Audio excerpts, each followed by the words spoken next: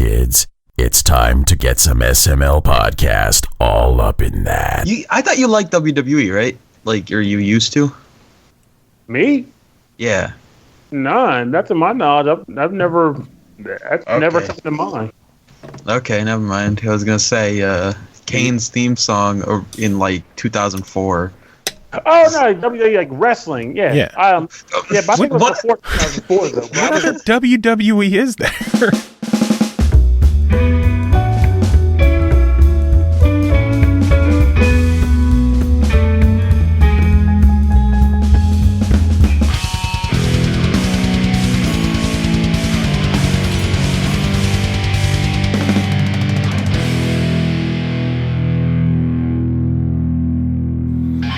What's up, everyone? This is the SML podcast. I am your host, Joe. Joining me as usual, CJ. CJ, how you doing?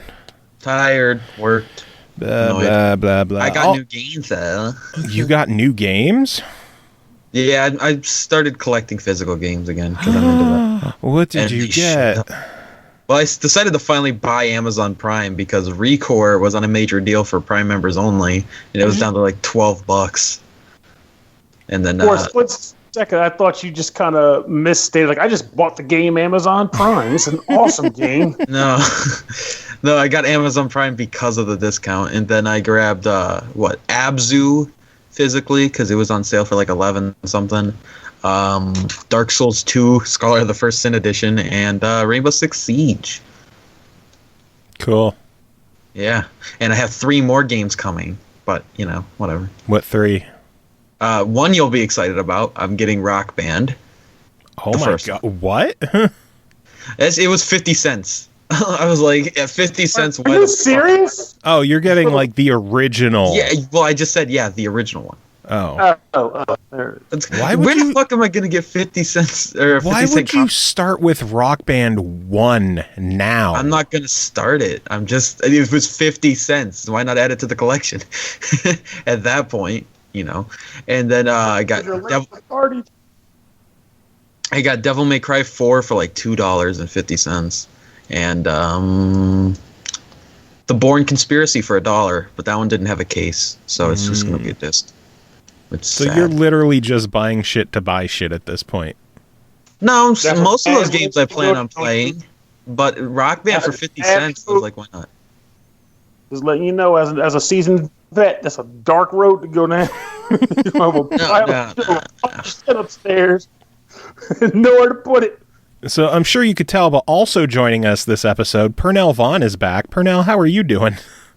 I'm doing all right. Trying to teach the youngins to not overbuy their collectible 50-cent gadget games. Hey, not all of those were 50 cents. Rainbow Six Siege was $22. Hey, some of them are $2.50. I mean, it depends on the game. For 50 cents, I was like, why not add Rock Band to my collection? Are you ever going to play it though? No, but 2 quarters I'm not gonna miss. Yeah, but you might miss the space that the disc and case are going to take up. No, I'm not, because that was the whole point in buying it, is so I have the disc and the case in my bookshelf, which is designated for games. Like 30 years old with a pile of like 50-cent games with a disc probably freaking. So that's the goal. I want to have a shit ton of games. Like, oh my god, I'm so glad I have this disc rot set. Yeah, I'm clearly in no position to judge the fact that you bought Rock Band for 50 cents just to have it, considering I have like fucking Tour de France from Europe on my shelf. Just to have it. I mean, the amount of songs that you bought in Rock Band that you're probably not interested in playing at any point. Oh, I'll play them. I will eventually play every song in Rock Band. There's a very good chance that I have played almost all the songs in Rock Band. Granted, there's some of the newer stuff like Grateful Dead and Bob Marley that not newer songs, but newer acquirings that I haven't played yet. But it's not like I don't play stuff in Rock Band. Like, I have put an ungodly amount of time into the series. Oh, I know you have. I'm just assuming that you've bought games or songs on there that you don't actually care for, but just to have. Rock Band has a little bit of a different, at least for me, until I gave up on trying to possibly keep up with all the tunes. For me, getting every track in Rock Band was more about having like the perfect karaoke / band play setup. So it's like, it wasn't so much I was buying songs for myself. I was buying songs for other people to want to play. Like, hey, I have all these options. You can't go wrong at my house to play Rock Band, you know? So that was why I wanted every tune. I'm guessing you were probably in a similar boat.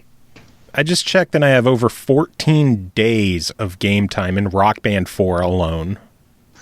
That's a lot of time to put into a game. Mm-hmm. I mean, I can't judge you. I've put about the same and maybe even more into Trials Fusion. So I should be embarrassed because my Rock Band 4 is still in this box upstairs. Jesus. Damn, dude, you should open it up and play. Joe's on Rock Band 4 right now on Xbox. I'm in the game because I rebuilt my song library just because they put out a new update for Rock Band 4 just this week that adds missions, which, you know, it'll be stuff like upstrum 2,000 times on bass, or complete 5 alternative songs with at least 25 hammer-on notes. Well, just cool. Cool stuff like that. And because of the genres of some of the artists in there, like someone was saying, you know, Alanis Morissette popped up as, I think they said popped up as pop rock, but it counted as alternative. So they updated a lot of the genres for songs in the game, and they said if you refresh your music library, that stuff should update automatically. So I did that. Oh, okay. Yeah, checking back in, I have 11 days in Trials Fusion. For a platformer, that's a lot of time. Gotta give them credit, though. For all the flack that Rock Band started taking down the line and whatnot, they never gave up on supporting the fans and giving them more product. Well, they kind of gave up for a few years. Well, you know what I mean? Like Rock Band 4, like they gave up on the property as a whole. But if I remember correctly, even during that block of years, there was still stuff coming on like on Rock Band Network and stuff like that. Like it was still stuff that you could grab. Well, Rock Band Network wasn't Harmonix at all. Like Rock Band Network was all independent. Yeah. Yeah, but it still counts as like a cool aspect where there was still content to play and use. For me, eventually got to a point where I preferred Rock Band Network to Rock Band the official store because I was using Rock Band to find new music to play. And as you probably know, much of the Rock Band official stuff was like, what are popular hits that people want in the game? So a lot of times it was music I already knew. It wasn't new to me. It was just a track that I can play in the game. But the network, it was like all kinds of weird, colorful bands that had no exposure. And it was awesome just kind of get access to those new tunes and then play them in the game. That's Nita Rooney. I love it. It was spectacular-rific. I'm still upset that there are 5 songs that I missed in Rock Band that I can never get. If one of them is Bang Camaro, you lucked out. Oh, no, I have all the Bang Camaro stuff. My condolences. I don't have a problem with Bang Camaro. I like the fact that there's like 40 members of the band that all sing at once. Jesus. Does that mean you have to find 40 people with microphones in order to play their songs? That'd be amazing. Mega harmonies. That's the kind of song that works well at MagFest, where there's just 40 people surrounding, waiting for their turn to play, so they could just all sing together. It's such a good time when you got enough people to play the game with you. I do love Rock Band. Regardless. Good stuff. So, we should probably cover the news of the week because we got lots going on. There's news this week? Yeah. What? No, I just didn't expect there to be news. Why? Surprised me. There's always news. Because that... Move on. It was a joke. You frustrate me. He does the same thing, and you're like, yeah, there's news this week. I do it. He's like, what? No, but I wasn't joking. I was like, I don't recall too many explosive things happening this week. There's always news on Thursdays. It doesn't matter. Well, I think clearly the big news of the week is the fact that PlayStation Plus lineup for June was announced, and as you would expect with E3 month, they are bringing out the big dogs.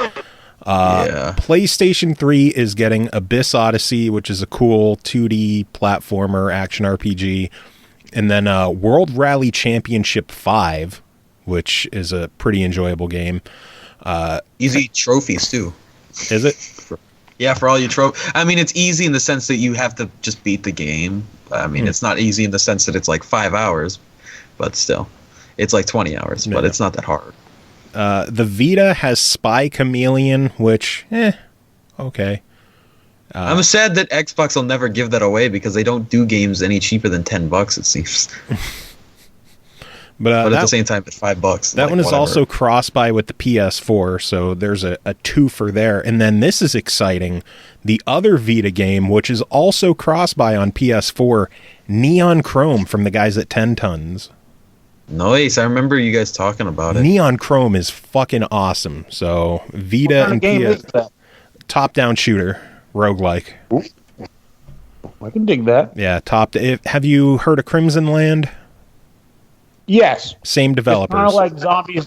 I made a game with zombies in it. Yeah, kind of.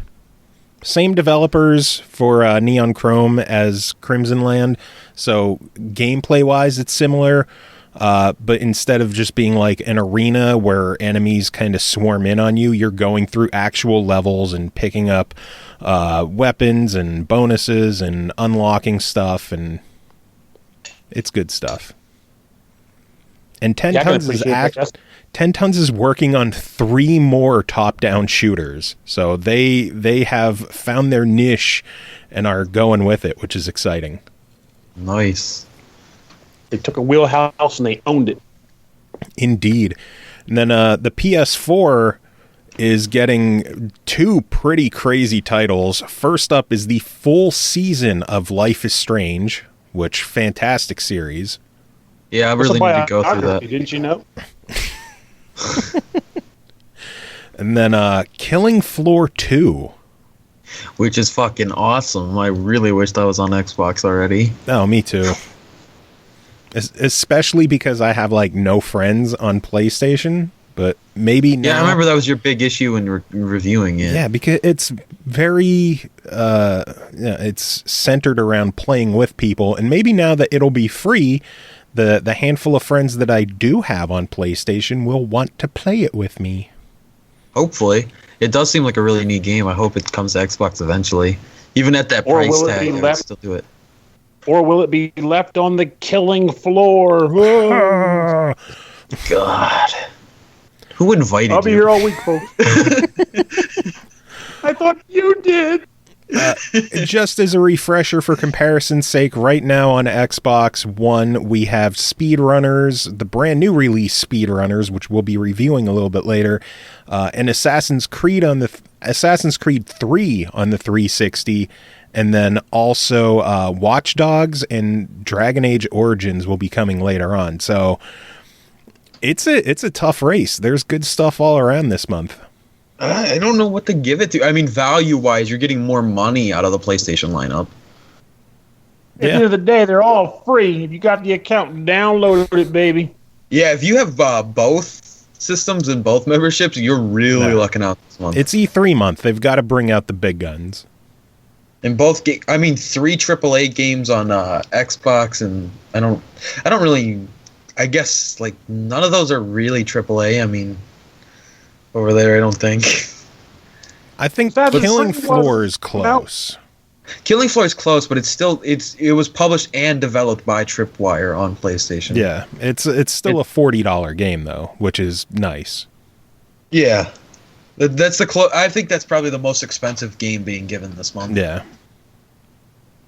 So good stuff. Good stuff. No matter what platform you're on, you've got some good shit to play this month. So everybody's a winner. There's no losers this month. Except that one guy, but we don't want to talk about Except him. the guy who only owns a PS3. Then go fuck yourself. Or a Wii U. Oh, God. If there's anyone out there who only owns a Wii U, I don't know, man. What happened to your life? You need to reevaluate. You only own 2 games on it, too. You own Super Smash Bros. And you own Mario Kart. To be fair, if you only own a Wii U and you're listening to our show, You clicked on the wrong link, so we're sorry. I mean, sometimes we talk about Wii U games.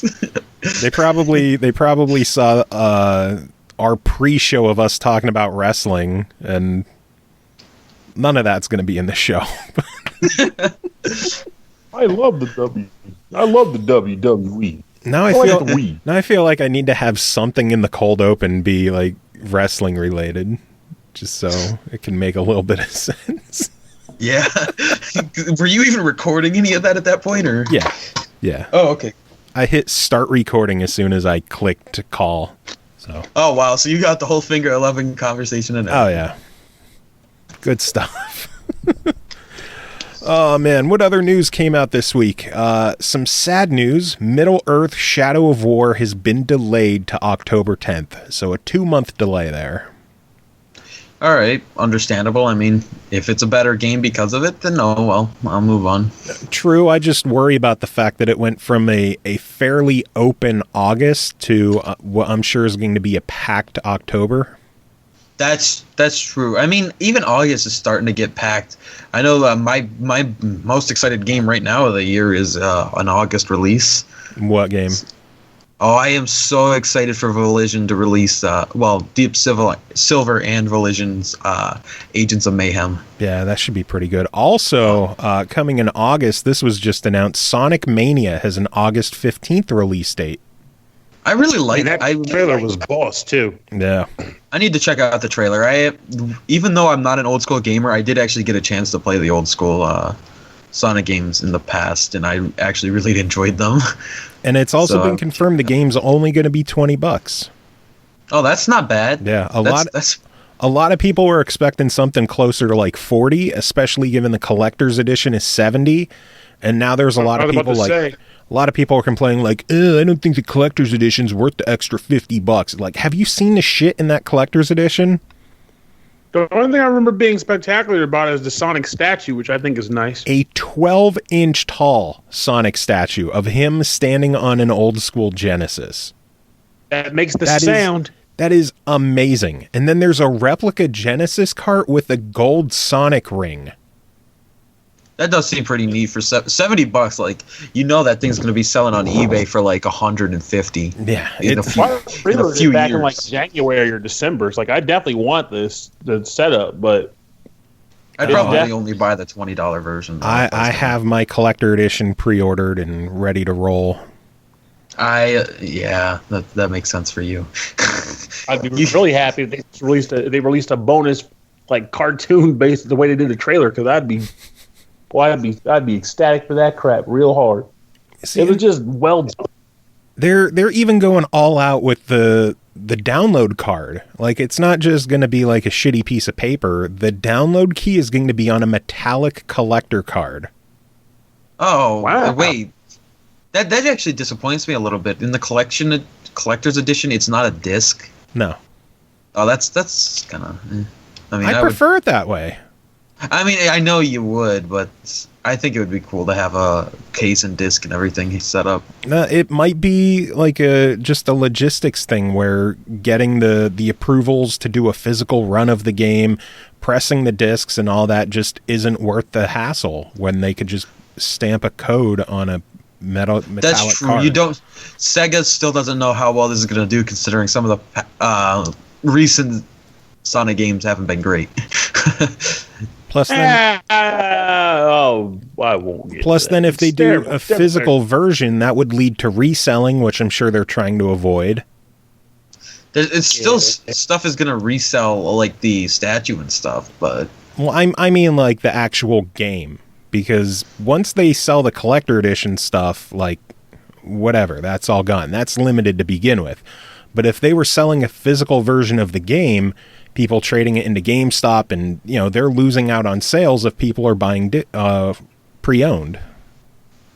That's probably why a lot of that stuff happens, honestly. It makes it suck for people that want to actually collect stuff, though, like that. It's a collector's edition. There's plenty of shit in there to collect. I don't give a shit about a statue, though. I don't want statues. I don't have room in my room for statues, bro. But you have have what? The discs all fit in a bookshelf. I can't stack all my stuff neatly in a bookshelf for I statues. don't have room for statues, but I have room for a pile of 56 game cases. It's not a pile. They're all alphabetically organized in a bookshelf. You don't need You a game insane case. one. It comes with a Sega Genesis cartridge. He has a horizontal pile. That's not gonna fit. Horizontal. It's vertical.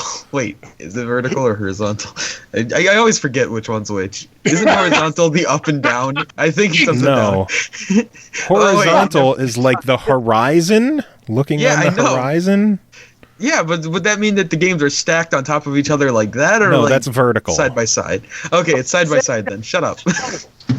They're lining and show horizontally. Like in skateboarding, a vert ramp because they're going up vertically.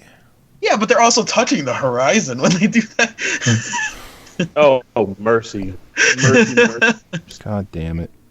So is there such thing as a horizon ramp then?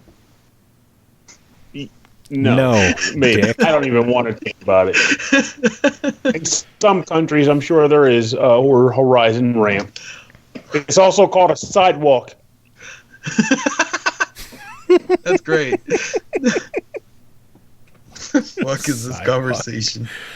Anyway, other news. It was announced that Dungeon Defenders 2 is finally hitting official release. Whoa! Yeah. Later on this month on Steam, PS4, and surprise, Xbox One.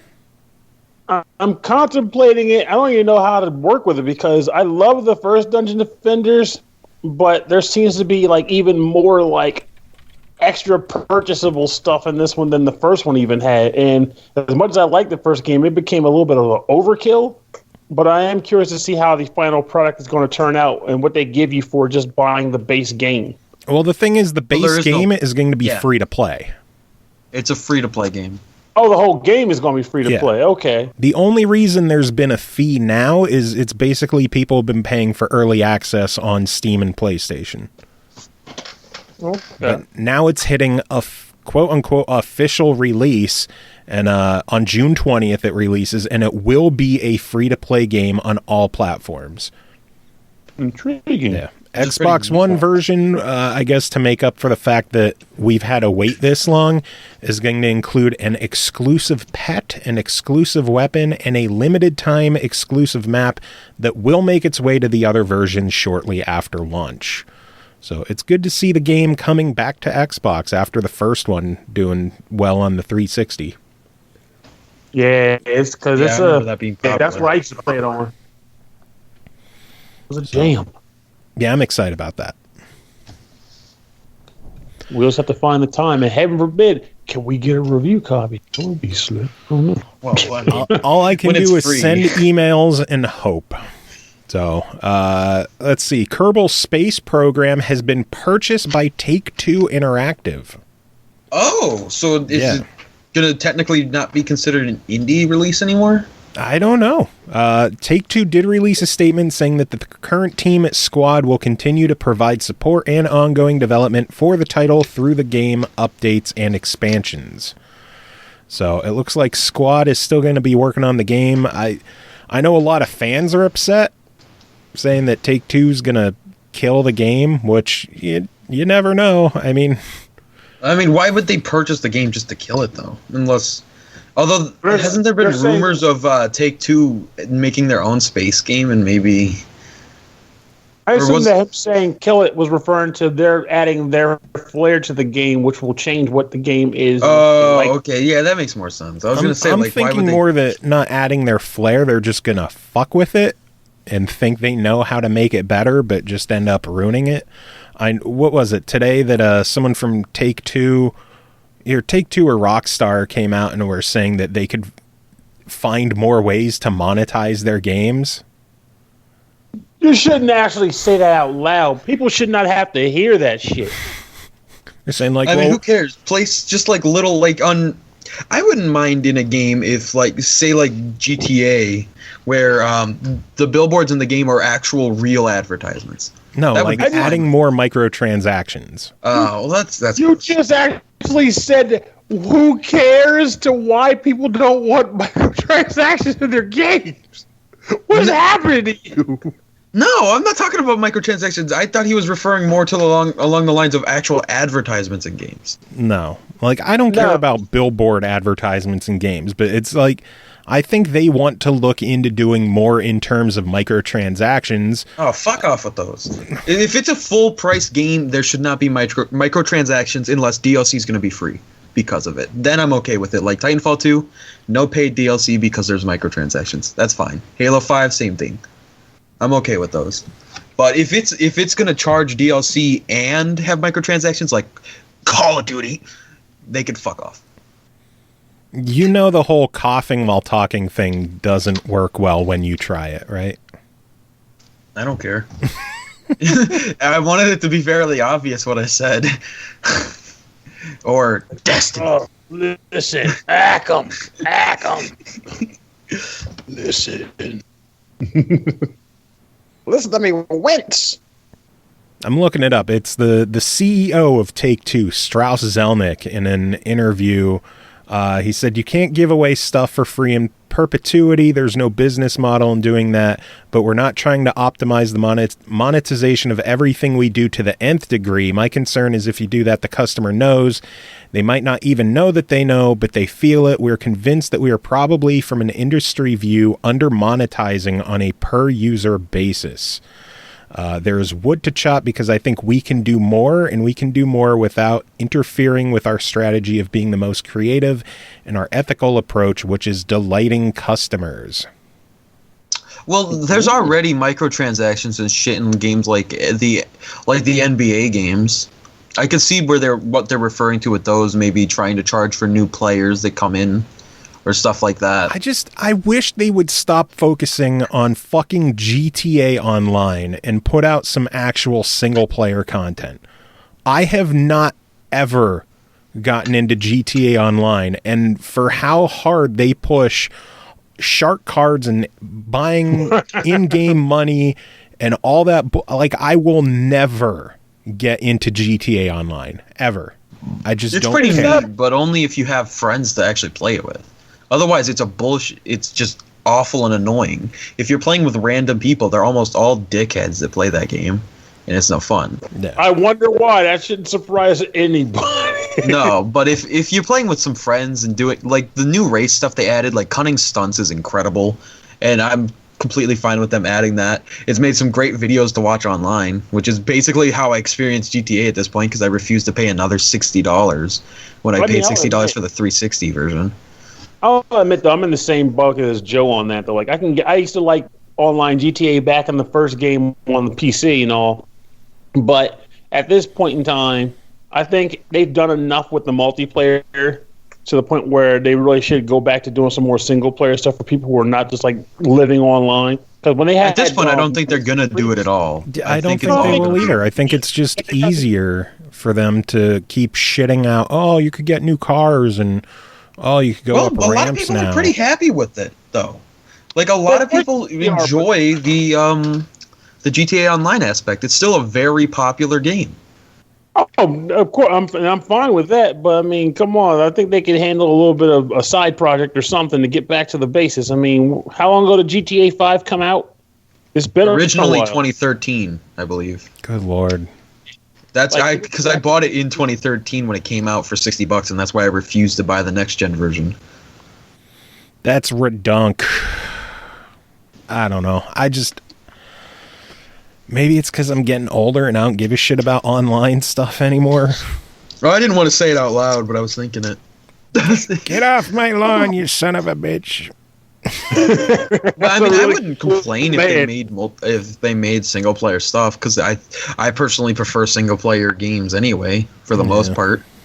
But it's not like I'm gonna complain that at least they're making them free. I mean, they have microtransactions, but the updates are free. You don't have to pay extra. Because they're making all their money from the microtransactions. Yeah, but that doesn't bother me. Some people are stupid enough to pay for in-game money. Well, I won't say stupid enough because some people have the money to actually afford to do that. Some people just have enough addictive tendencies to buy in-game money. Yeah. Anyway, since we're talking about things that are sure to piss people off, last bit of news I have is that the allegedly full roster of Marvel vs. Capcom Infinite was revealed and leaked on NeoGAF. Oh. And, not too happy. The Capcom side has Arthur from Ghosts and Goblins, Chris Redfield, Chun-Li, Dante, Firebrand from Ghosts and Goblins, Jeddah from Darkstalkers, the Monster Hunter, Morrigan, Nemesis, Ryu, Spencer, Strider, and X, Mega Man X. Apparently one character is still missing there, but it's speculated to be Frank West. And then the Marvel side has Ant-Man, Captain America, Captain Marvel, Doctor Strange, Gamora, Hawkeye, Hulk, Iron Man, Nova, Rocket, and Groot, apparently together. I don't know if it's like a tag team thing or what. Spider-Man, Thanos, Thor, and Ultron. Yeah, Okay, they're missing some pretty big names. No Wolverine, no X-Men at all. Well, I remember you talking about that a couple, 2 weeks ago, saying that it was speculated that was going to be the case. Well, it looks to be confirmed that, like, not even fucking Wolverine. The series started off as an X-Men fighting game, which led to X-Men versus Capcom, which led to Marvel versus Capcom, or X-Men versus Street Fighter, which led to Marvel versus Capcom.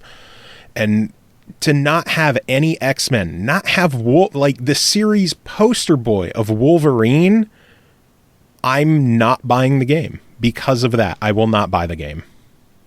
It's probably Fox licensing too that's screwing them.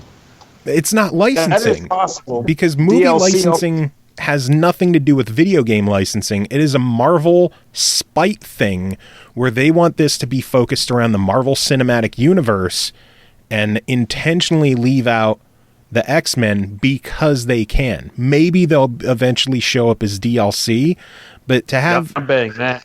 To have fucking Wolverine be paid DLC, theoretically, we don't even know. I mean, again, this is leaked. It's not 100% confirmed yet, so they could always possibly change it. But if Wolverine's not in there, out of principle, I will not buy this game. Fuck 'em. I'm not going to buy it either way because I don't care about fighting games. But yeah, I understand. Even on the Capcom side, like, no Amaterasu from Okami, no Phoenix Wright, no Beautiful Joe. Like, well, I think Phoenix Wright was more like a gimmick character anyway. I mean, as much as I was happy he was in the last one, he was such a cool addition, though. Such a cool and unique addition. Yeah, trust me, like I said, I liked him too, but I think he was I think they ended up making him more as a joke character, and from what I remember hearing, he wasn't very well used on the fighter circuit. So that's probably a part of that too. But I liked him. Like, he was why I bought the game. Not everybody plays the fighter circuit either. Yeah. Some people just want to enjoy the game, and those people might want to play with a silly or wacky character. I'm not denying that, but I've also come to realize, at least when it comes to Capcom, that much of their releases and work nowadays is meant to cater to that community. Like, they've been doing most of their recent moves have been catering to that community of players. Hopefully they change something, because there's been too many fighting games out there already to not include Wolverine and lose sales over it. Like, fucking just in this month, or the past month, Injustice 2, and now I think this week we have Tekken 7. Guilty Gear Rev 2 came out in the last couple of weeks too, I think. Like, Jesus. There's so many fighting games. You can't afford to lose your primary character. Yeah. There's so many every game at this point. I mean, we are but you never see this many fighting games in one period. It's like really weird that they're just all a resurgence. The genre's had a resurgence. Super Street Fighter 5, or actually more like Street Fighter 4 when I think about it, brought about a resurgence to fighting games. It's surprising but true. So they're everywhere now. Like, yeah, the Street Fighter 4 did really well. The Mortal Kombat reboot on last gen did really well, and now with Mortal Kombat X on current gen doing really well. Injustice 2 has been getting great reviews. Tekken 7 has been getting insane reviews. I mean, even look back with Ultimate Marvel vs. Capcom 3 being available with double the characters and only $25 with X-Men and Wolverine and Deadpool. Why care about Infinite? That's a good question, actually. What reason is there to give a fuck about Marvel vs. Capcom Infinite if they're Infinite reaching shouldn't out? be the name of the title either. It's on Xbox One now. It's not on PS3. That's what they're going to say. I'm looking at some Ultimate interesting... Marvel vs. Capcom 3 is on Xbox One and PS4. Yeah, but that's the older version being backwards compatible. No, it's the new release. It's re-released. They released it as an actual done from the ground up product on the PS4 and Xbox One. I think it was just like a It's still a basic port, but it's a current gen native game. It's not a backward compatible title. No, I'm saying it in referring to built from the ground up for the system, so they can push how it looks nicer and whatever. Yes, it is $24.99. You could even go to GameStop and get a physical version if you want, CJ, since you need your fucking discs. I'm not gonna buy a fighting game, but sure. Why would you pay more than double the price for Infinite? What's the point? I thought you were about to say why, as in like, why don't you buy them? Why not? It's. I totally understand having physical stuff. I mean, look at the fucking shelves behind me. Yeah, no, I meant like, because I said I'm not gonna buy them because I don't enjoy physical or fighting games, and you were like, why? And I was like, wait a minute, I thought you were referring to why don't I like fighting games? It's like because I suck at them. Speaking of which, I'm looking at some interesting stuff. There's like 8 people that have already completed Tekken 7, and everybody's done it in like under 10 hours. Oh, wow. Apparently, it's a very easy completion for fighting game fans. Well, I have mine showing up tomorrow, so I'm Get excited those about cheats, that. Joe. I don't know if I will, but yeah, I don't see the point in Infinite at this. No, I don't. The character roster has turned me off completely from the game. I can understand a smaller roster. They don't want everyone to be diluted. I can understand a heavier focus on the cinematic universe, but to completely alienate such a large portion of the audience who loves X-Men, and Wolverine was easily the most popular Marvel fighter in the series, just to spite Fox over movie rights? Fuck off. They lost a sale for me. And I'm the idiot who would have bought the $200 collector edition. Well, I'm glad you're not wasting your money on that then. I don't. Such a massive disappointment. Is the life. It's just a saver of money. You don't have to spend your money on that. You can spend it elsewhere. True. I'll spend it on Rock Band DLC. Someone's getting that money. Oh, man. So that's all the news I have. I don't know if there's anything else you guys want to... I don't really think there's any news that I have, because there wasn't really that much news to begin with this week. No backwards compatible titles. Yeah, no sadly. additions this week. I don't know. That's it. Yeah, like I mean, the Game Pass... There was news to you said it. You both talked at the same time. I don't know what happened. Go first. I was saying I didn't even know about news in general until you mentioned it, so I have nothing to follow up or add to that. I was just going to say that, the Game Pass released today as of recording it, so probably tomorrow. I guess officially. I know Gold members have had it for a little bit now. Yeah. So non-Gold members, you could check it out. $10 a month. 112 or 100 something like that games. A lot of good shit. That's pretty neat. If you have a small Xbox One library or Xbox 360 library for Xbox One, definitely worth looking into for $10. And if you have a small hard drive, don't bother. Well, then get a bigger hard drive. I guess before we jump into reviews, we do have a tiny giveaway to take care of. We are offering up MOP, Operation Cleanup, on the Wii U, and we wanted people to email us and tell us why they deserved it. We got 2 emails, so both people are getting copies of the game. Nice. Easy as that. First up is Daniel N., who says, what can I say? I like taking out the trash, literally and figuratively, but what better way to do than violently jump on the trash baddie Super Mario style? The garbage man would definitely be proud. Taking out the trash, taking care of business. Daniel N. is getting a copy of the game. And then, surprise, surprise, Oroto emails in. Oh my gosh. And clearly gets a win here, but I will read the email anyway.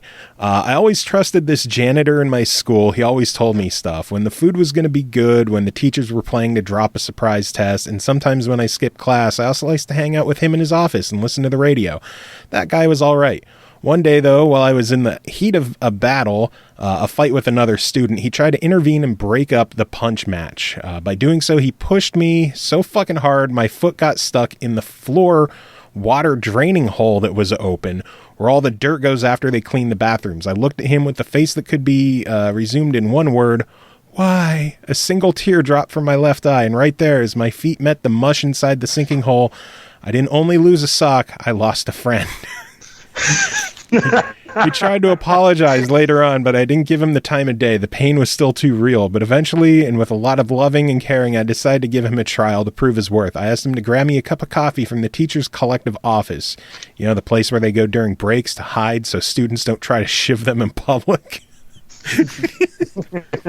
But anyway, he thought about it. One morning during class, I saw the motherfucker sneaking through the corridor, and I knew what he was up to. 5 minutes later, during break, he comes up to me, sweating balls, with a cup of coffee. I grabbed his shoulder and gently said, "We're cool, man. We're cool." I never talked with him again, but that coffee was pretty good. Jesus, what a great story. That didn't at all tell us why you wanted the game, but you're getting the game. Hey, well, with his streak being broke last week, I mean, he needs to start a new one. Maybe he's hoping that this will be one step closer to him mourning the loss of his dearly departed friend. Very true. And then we have another contest going on. We're going to do that one probably for the weekend show. One of our review games, Speedrunners, that just came out, there is a deluxe edition available that includes all the DLC skins and trails and all that fun stuff. And we have 2 giveaway codes for the deluxe edition of the game, and we are taking emails for that now. And the goal there is to tell us what skin or trail you are most looking forward to. I couldn't tell you because, disappointingly, I believe the YouTuber packs aren't on there. I don't know. On the Xbox at all. I know they have 3 different skin packs and a trails pack. The trails pack seems cool, though. I didn't know there was even trails in the game. Yeah. It's good stuff. Mm-hmm. Which, anyway, I guess that could just lead us to reviews, huh? Sounds about right to me. That's what I figured it was going to do. Yeah, so we will kick things off with Speedrunners, developed by DoubleDutch Games, published by tinyBuild. It released June 1st on Xbox One for $9.99, but is free as part of the Games with Gold program. There are also 3 skin packs and a trail pack for $2.99 each, or you can get the deluxe edition with everything for $16.99. Cutthroat multiplayer running game that pits 4 players against each other locally and or online. Run, jump, swing around, and use devious weapons and pickups to knock opponents off screen. One of the most competitive games you will ever play. I know Pernell and I both played this one, and CJ, you played it back on PC quite a bit, right? Yep. I love that game on PC. So we can all talk about it. How exciting. Yay! So, Pernell, you start. Oh, sure. It's not the most complicated game to talk about, admittedly, but I would say to start off, if you have not had access to the PC version, but you have Xbox or PlayStation, you might have seen another game that sells on the system called Gianna Sisters Dream Runners, which to me, I think they designed that game with the intent of aping this one, which was out first. Yeah. But the way the game works is you are one of a number of different colorful comic book characters who are running a race around a pre-constructed circuit map, I guess I would call it. And the goal is to make all the other players scroll off the screen, which is kind of nifty in its own way. There are boost pads. There's an actual interesting grappling hook mechanic where if the ceiling is made for it, you can't do it on any ceiling. Well, if the ceiling is made for it, you can throw a grappling hook to kind of launch yourself and swing, give yourself added momentum. Or change direction. I don't know if I've ever used it to change direction, but that would be a good use for it. Usually I'm just too busy like just trying to freak the heck out and just. Or the best use for it is to right after a jump or a fall down, use it to boost yourself in the other direction, because it'll give you a speed boost if you use it to switch directions, like Joe was saying, while in midair. But it's only if the ceiling permits use of it, right? Yep. Like you can't just do it. Yeah, you have to do it on like it's like a white dashing on the ceiling that kind of shows where you can grapple hook. Yeah, but it's definitely an awesome game. Like, I played it on the PC with a bunch of friends before, and I played single player when I did it for the review. And in single player, there's like an experience point system where as you do the different missions, they give you experience points based on how you did in the race, and you unlock new racers, you unlock new courses, and you unlock new weapon power-ups that can be collected and used against your opponents during a race. The characters themselves, there's nothing special about any of them. They're just skins and personality skins at that. But nonetheless, there's actually a number of really cool and hilarious characters in the game to dabble with. So as long as you're not... And actually, it kind of makes it nice because due to them not having power-ups, you don't have to worry about everybody fighting to just use the same guy because he has the best ability or whatever. It's just, hey, who the cool is you? Which I can appreciate for sure. I'm always the shark dude. I don't know about you guys. I was the dude in the chicken suit for a while, and then I ended up, when the game launched, I picked up the one skin pack with the cat. Clearly, nice. I have to be the kitty. I don't remember who I used, to be honest with you, back in the original playthrough, but of course in the main game I choose the storyline character, so... Yeah, I did the full story mode. There's only 4 chapters of story mode, and each of the chapters has 3 stages of you against 3 others, and then a head-to-head for a 4th stage. So it's just 16 stages. It's a fairly quick single-player mode. It's nice that there is a single-player mode. I know some games, they would just be like, oh, well, this is a multiplayer-focused game, so just fucking play it with online and play with friends. So it's nice that there is some kind of single-player mode there to help people learn the ropes and get used to the game. They have 4 different difficulties. It's easy, medium, hard, and unfair. And unfair is fucking unfair. They're not lying about that. It's like, I've heard everybody say that this game is a very easy 770 out of 1,000. It's just like, I want to try it, but I'm nervous that unfair difficulty is going to kick my ass. There is a reason it's called unfair difficulty. I'll just say that. Although you people basically have been learn able all the to beat it. tracks. So yeah, there's 2 people so far on Xbox, and it's like, ugh.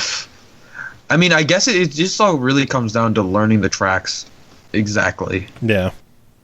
If you get good, you're going to do good. So get good, scrub bitch, I guess, is the... And there's definitely a lot of memorization involved because once you're in the lead and you're in front of the screen, you get very little planning time, making decisions.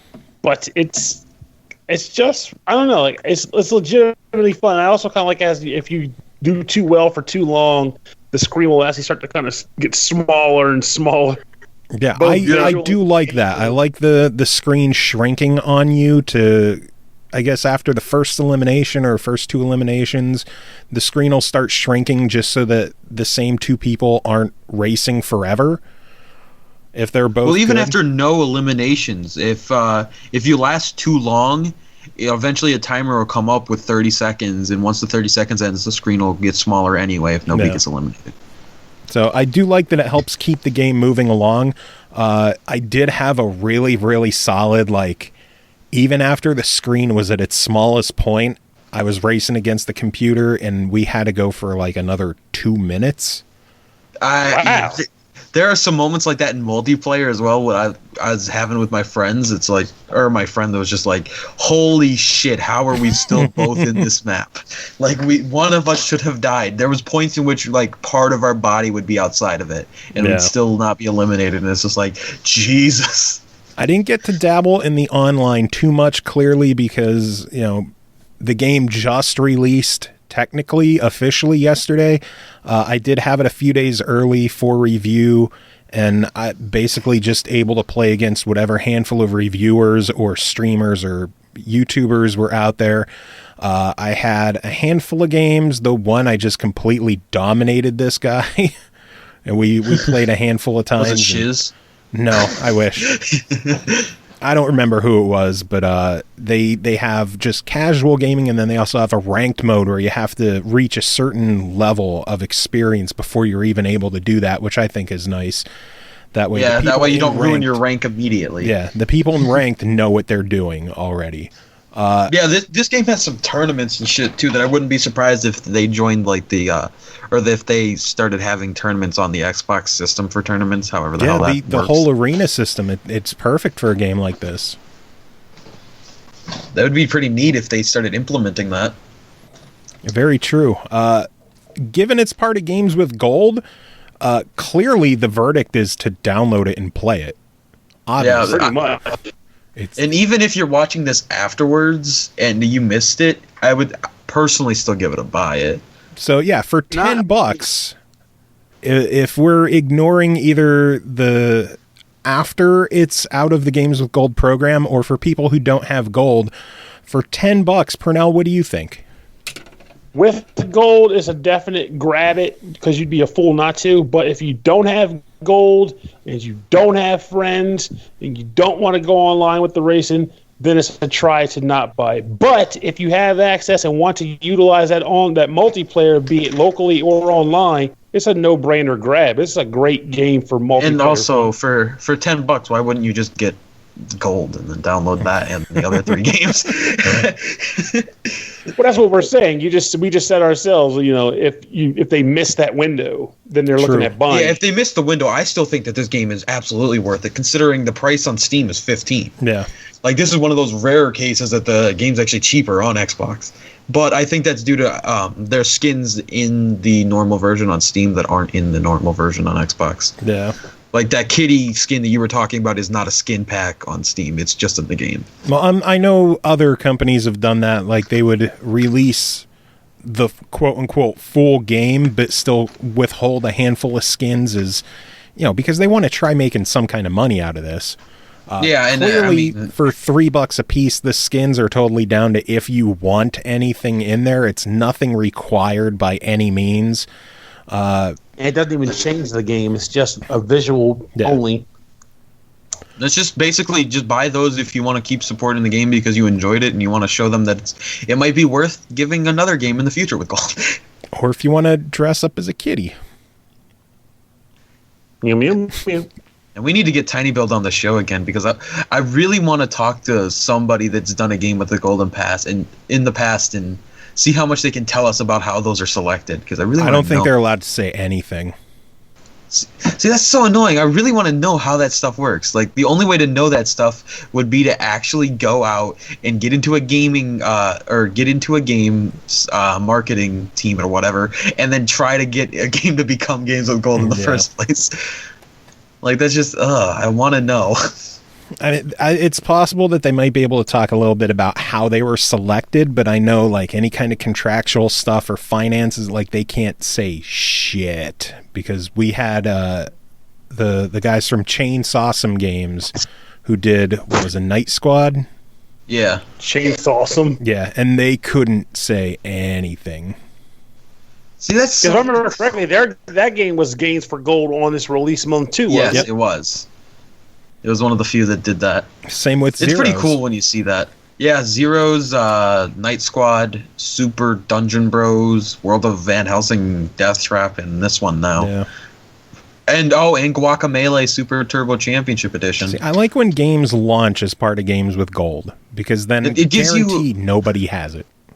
Exactly. That's one bonus. And it also just, it gives you a chance to try something that you probably wouldn't have tried.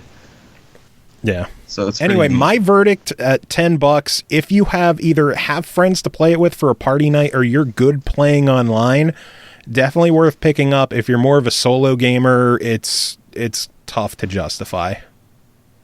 Here, I much agree. And I disagree with them and think it's a total buy it either way. Well, I enjoyed the campaign that I played on PC, and I didn't mind. I think it was worth it.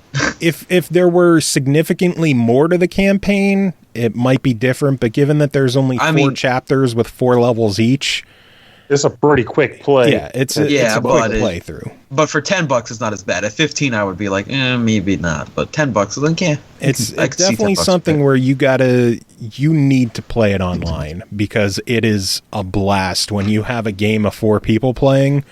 Oh, man. You don't even need that many people, too. If you just have, like...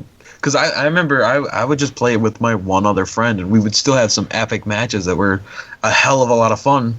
So even if you just have one other friend. But add 2 more people to that, and it gets more insane. But you have to know 2 more people in order to add. Or play randoms. Yeah. I mean, you can. Good luck having a great time and not getting pissed off at them for using a fucking ability that you didn't expect or something like the golden hook. Well, that could happen in any mode, really. I mean, whether you got people you know... Yeah, but when it happens to you by a friend, you don't get mad. You're just like, I get pretty mad. I don't get pissed at my friends like that. Anyway, moving on. Next game to talk about tonight is called Shotgun Legend, developed by Jonathan Tyndall, published by Wastebasket Games. It released June 1st on Steam for $9.99.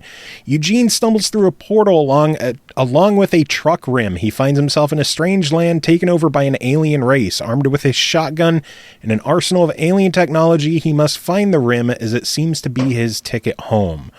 It's kind of like a redneck shotgun version of the original Legend of Zelda. And it's gameplay wise, it is very much the original Legend of Zelda game. You start off and there's a cave, and you go in the cave, and you already started with a shotgun, and you basically just journey from dungeon to dungeon, going through traditional top-down Zelda style, kill the boss, collect the piece of rim, and then move on to the next dungeon. In the vein of the original Legend of Zelda, there is 0 hand-holding and a lot of aimless wandering and backtracking, which could definitely be frustrating to more casual gamers. Because think about it, in the 80s when we first fired up Legend of Zelda, we didn't know what the fuck we were doing. And there were no strategy guys, and all you had was that freaking hotline. So you will start the game and you will just wander a lot.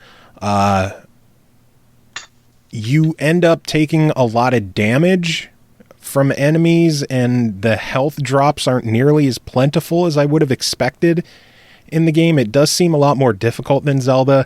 When you die, you go back to exactly where you were at your last autosave, health and all. So there's been times where I would be going through a dungeon, and if you pick up a key or an item from a chest or something, it'll autosave to keep your progress. And I picked up a key when I had half a hit point left. It was pretty much a done deal at that point. I had to replay the one section at least a dozen times because it was like an area, how there's the little spike things where if you walk past them, they'll snap in together. Yeah, you had to walk through and hope that they didn't hit you. And I just, whether it was an enemy on the walk back or one of those things nicking me, it was frustrating as fuck that I was basically stuck in that area. Yeah, I hate when games do that because it demands perfection just to get out of the quagmire you need to put yourself in.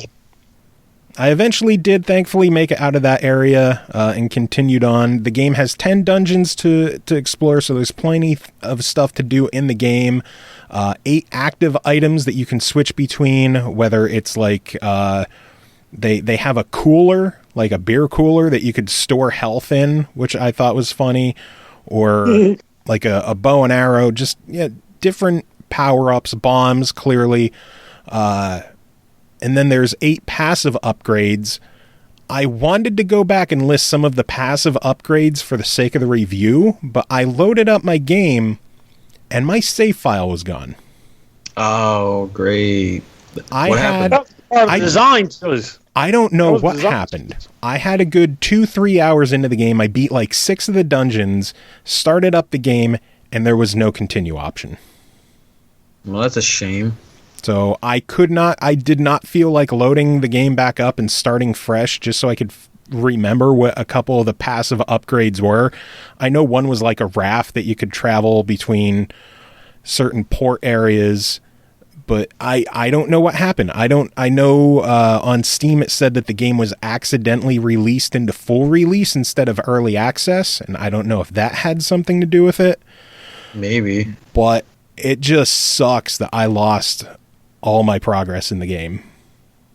Yeah, that really does suck. That's one of the most devastating things that can happen in the game. Because I had a lot of time in there. Like, I did a lot in the game. A lot of aimless wandering around, too. On the part, at least you get a lot of that time. If you did go back, you wouldn't have to aimless wander anymore, so you'd probably do it in a fraction of the time. See, I could think that, but I know a lot of the dungeons I went to were... I don't remember the order I went. Oh. So I might remember, there's a dungeon over here, but I'll get there and be like, oh, well, this is the level 5 dungeon. I need something from level 3 before I could even possibly come here. See, I guess that's one thing about Zelda that I kind of liked in regards to that. Like, well, the number, at least later games, they required you to almost have the dungeon item required that you use in the dungeon. Yeah. You have to have it just to even get into it, so it clears it up right there on the spot. Yeah, and with this one, a lot of the stuff is, you found a dungeon, but you need an item to get into it. I guess it's to kind of just ease you into things, but it leads to a lot of needless backtracking and wandering. And then another gripe I have is after you beat a dungeon, there is no fast travel out. Like in Zelda, you pick up back out. Yeah, you would pick up the piece of Triforce and it warps you to the dungeon entrance. You gotta walk out. Yep, you have to backtrack through the whole thing. Enemies do respawn after you've traveled a certain number of screens away, so you will end up having to fight your way out. And if the boss did a lot of damage to you and you didn't, they have like a single use full health replenish right before the boss. If you already used that and some of the enemies have been kicking your ass on the way out, you might not make it out of the dungeon. Damn. I know someone on the Steam forums did bring that up, and he said that is something he's looking into addressing and adding into the game, so that may be fixed by the time this rolls around and you hear this and check out the game. For $10, it's an enjoyable game. It's a funny take on the series, like on the Zelda formula, but there's just a lot of stuff in there between the aimless wandering, between the gated off dungeons, so it's not like a free-for-all of going wherever you want, whenever you want. It feels very linear, but in a very open way, so you don't know it's linear. You just have to wander until you figure it out. And the general difficulty, it's a try it, but it's like try with caution. More casual gamers need not apply. That's for sure. That makes sense. Try with caution if you did. I will say a couple of updates and fixes and tweaks to this. This could be an awesome game, but I definitely want to keep your eye on. And since I guess officially it's in early access, definitely keep your eye on it. But as it stands, it's not a home run yet. Well, hopefully that can change soon. Fingers crossed, because a lot of promise there, that's for sure. Next game to talk about is called Geneshift, developed and published by Nik Nak Studios. It released May 23rd on Steam for $9.99. Geneshift is a top-down shooter bursting with brutal gunplay and insane vehicle action. Unlock mutant skills and outplay friends in a tactical online combat. Then play the co-op campaign to discover unlocks, battle zombies, and as always, save the world. Pernell, what'd you think of Geneshift? Geneshift is an interesting little game. It does a bit of throwing back towards the classic days of Grand Theft Auto. Like where I mentioned earlier in the show that I was a big fan. I enjoyed the multiplayer component of that. It has that same top-down style, and the gameplay is pretty straightforward. It revolves around basically top-down piling of vehicles, or being on foot, taking out human opponents, and I guess monster opponents like zombies. It has a sort of the single player component, at least, has a sort of, I guess I want to say Half-Life-esque story to it, where you are a scientist, and on your first day at work, all hell breaks loose, and the test subjects get loose, and you have to go track them down and murder them, and glorious stuff. Yay! So it's aside from that, it's not too complicated. The way it works is like in the single player campaign, at least, you run around and you can find different weapons strewn about the different maps, either hidden or dropped from enemies that allow you to get different types of firearms and sub weapons like grenades and flash bombs and such. But you basically just pretty much how that works out with that is like you pretty much go about collecting items to kill more guys and cross more checkpoints. And that's pretty much the main game. But then there's also like an ability system where you find abilities like on the ground, usually in like in specific points on the maps though. But you find an ability, and it's almost like a magic system where you have mana, and you can equip an ability, and by hitting the button, it will allow you to do certain things like put up a special kind of like a reflector shield, or give you more of a healing, gives like a healing boost, things like that. And it's pretty cool how that is because you can also kind of upgrade them via a skill tree. So you get experience for each skill, and you can upgrade the different skills to be more powerful versions of themselves. And then all of this stuff, of course, translates to the multiplayer component, which unfortunately I suck at that kind of thing, so I didn't even bother with trying to do the online. But it looks like the game is it's like almost primarily based around multiplayer, kind of like how we were talking about with Speedrunner, how it has the short chapters with the intent of kind of giving you, like, you just play around with the gameplay and then get online. Yeah. This, I think, is the same way with this campaign. There's 10 campaign stages. And then after that, it's like, well, just move all those ranking points. Oh, because the ranking, that you actually boost your ranking stat from the single player, too. So it carries over to the multiplayer. So you beat the single player mode. It's like, okay, I'm ready for the campaign. And you just go in there and you go into death matches with your friends, or strangers, rather. So it's surprisingly, like I said, it's surprisingly not a very complicated game. It's basically collect items, collect weaponry, collect sub-items, fulfill objectives, whether it be just getting to the end of a stage, or escorting through a stage, or setting off various zombie bombs, which is a very weird component I've never seen in these kind of games before, where what you have to do is you kill a number of zombies to collect their souls. And then when you have enough, you go back to a central point with the souls, you detonate a zombie bomb, which kills all the zombies in the room, but otherwise they'll just keep spawning ad nauseum. Nice. Very easy game. Zombie bombs are always fun. The best kinds of bombs. Yeah, I think the game looks really cool. I enjoy the whole top-down classic GTA feel of the game. Though I will say, though, this is probably more of a personal issue and not, a person who's usually as typical or as good at this kind of stuff or used to it. But I didn't notice there was like any sort of like way to zoom in and out the cameras. But the way it happens is you control where you're aiming with the mouse. So the further away you move the cursor, the more the screen will also pan out. And more than a few times, I was disorienting the hell out of myself by causing that to happen. I was like, I just want to turn this way. Crap, I don't know where I'm at anymore. Now I zoomed in. Oh, shit. Like, it was just it messed with me a lot. But I think that was more so because I'm not used to games like that on a regular basis. So, it just kind of messed with me. So, it'll take getting used to for people who aren't used to that style of gameplay. No. I know the game, I'm looking at the Steam page, it is in early access. He's asked how long it might be in early access. Amazingly, he started development of this game back in 2009. Wow. Yeah, it used to be called Subvane Mutant Factions, and it does have a free demo if you do want to check it out. He said, approximately, how long will it be in early access? He said, I thought the game would take 2 years, and I'm still going 8 years later, so I'm clearly not good at estimating time. Geneshift is ready, but why stop development so soon? It could become bigger and better with your feedback, so I'll keep working on it for some time. I know this is vague, so please only buy this game based on how it exists today, not how it may exist in the future. which I commend him for that.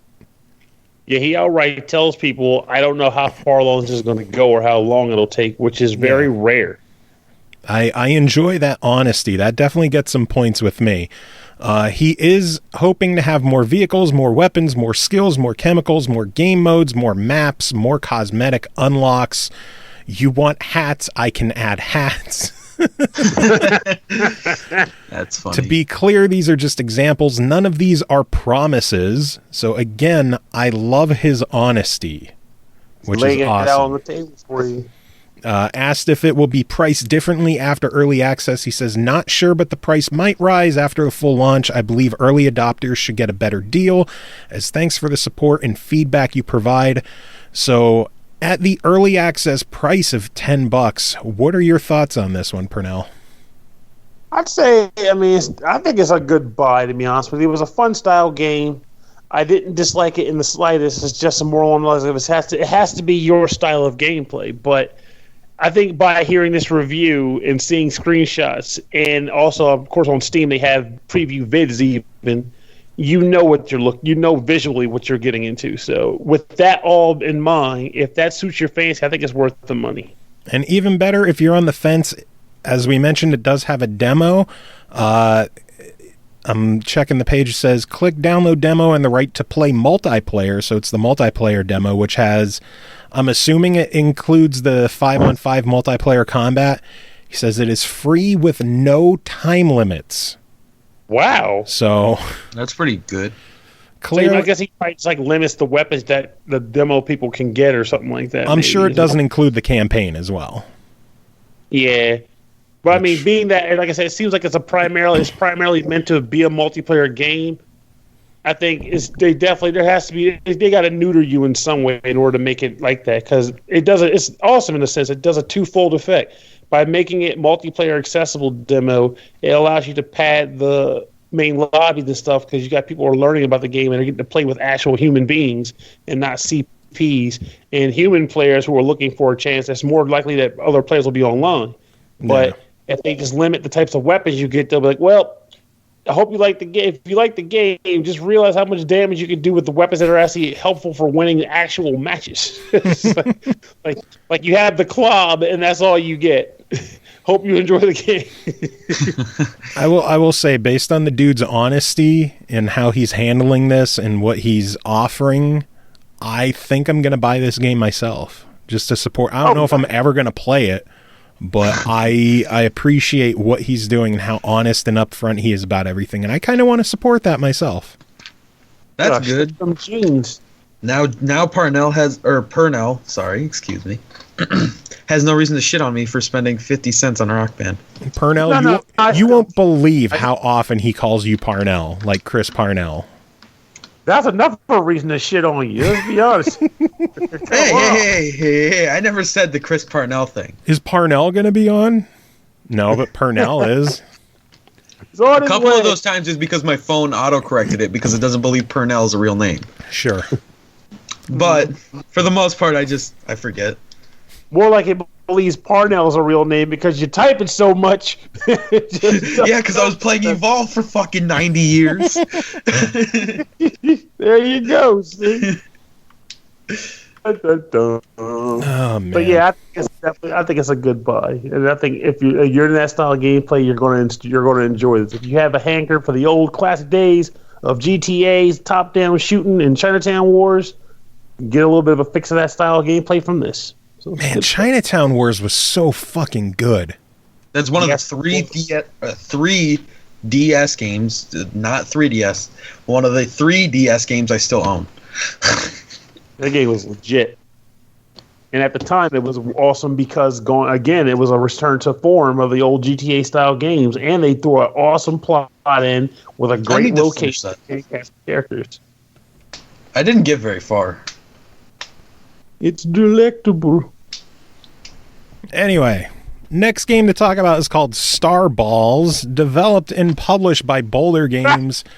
Released May 30th on Xbox One for $4.99, previously available on Steam and mobile. Star Balls is an awesome puzzler game that follows 3 stowaways on a spaceship trying to use their unique skills to navigate the craft and escape.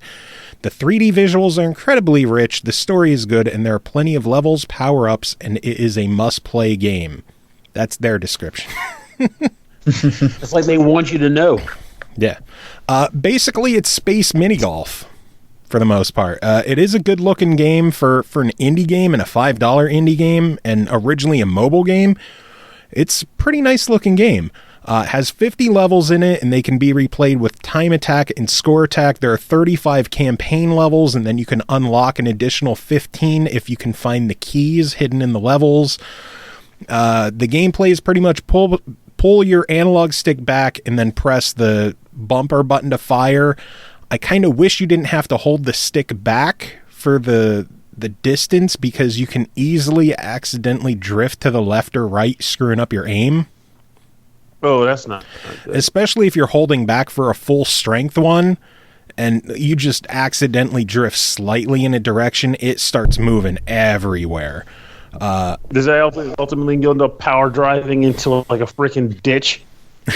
Well, it's mini golf, so it's not like there's a fairway or anything.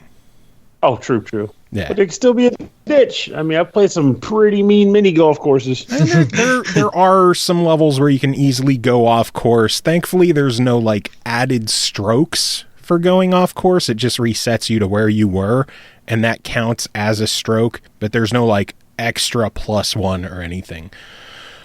Precision speed is tough, since it feels like even when the stick was tilted 3/4 of the way back, it was at full speed, and just it seemed like even the slightest change in speed would change the number of dots by like 3 or 4 instead of 1. So getting the exact speed that you wanted wasn't always the easiest. Once you finish the hole, based on you can pick up bolts and various like gears through the level to earn points. Based on your final score, you'll earn one of either bronze, silver, or gold medal, which gives you coins to buy more power-ups. There's a lot of different power-ups like score multipliers, a magnet hole to, if you're close enough, it'll just suck it right in.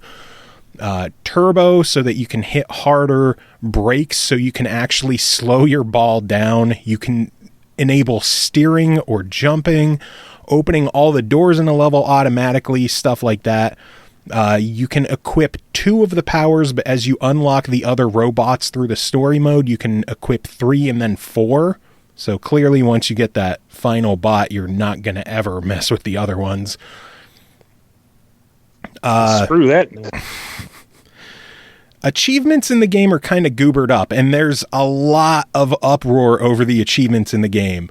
First off, I played one of the bonus stages that I unlocked, and it ended up giving me the achievement for completing all 35 of the normal stages. Wait, what? Interesting. And because the bonus stage was like level 37 or 38, so it just assumed that I played level 1 through 35 already. And just because of that, these achievements now. Yeah, just because of that, to check, when I unlocked the last bonus stage, instead of playing any of the others, because I ended up beating the initial 35 stages, I unlocked level 50. I played level 50, and it gave me the achievement for completing all 15 bonus stages. Wow. Yeah, so there's some goobery going on with the achievements. Speaking of the achievements, people are losing their minds over some of the achievements in this game. Yeah, understandably so. It has stuff like spend time in levels for like 5 hours or 10 hours or 24 hours, which is a lot of time. It goes up to 500 hours. Okay, so this cumulative. I'm about to say, is this cumulative or in one session? But clearly 500 hours implies it. And not just in the game, in levels. Oh, wow. Yeah, so you can't just sit on the title screen for a month and a half. You need to be in levels for a fucking month and a half. Yeah. They have a lot of. Well, I feel weird saying this because obviously it's their product, but they seem to have a lot of faith in this game. Well, the other thing that really screws that up is the fact that a lot of people are getting every other achievement before even getting the 5 hours in levels achievement. Yeah. And I can definitely see that. I unlocked most of the achievements aside from unlocking all the hidden stages because I couldn't find, or I either couldn't find or didn't see like 4 of the keys. Like, I know I have 11 of the bonus stages unlocked, but my progress only shows I have 10. So again, I don't know what the fuck's going on with the achievement. I did ask the guy that I talked to with the game about it. I said, a number of our friends have been making a stink over the time requirement, so I figured I'd ask. I personally don't mind them because I'm not insane about achievements, but I know a bunch of our listeners like achievements, so I figured I'd ask. He said, great question. The vast majority of achievements will be completed once you reach around 4 to 6 hours of gameplay. However, I believe there is some achievement based on how many hours you put into the game, so avid game completionists might have a little more work to do if they want to acquire the time spent playing achievements.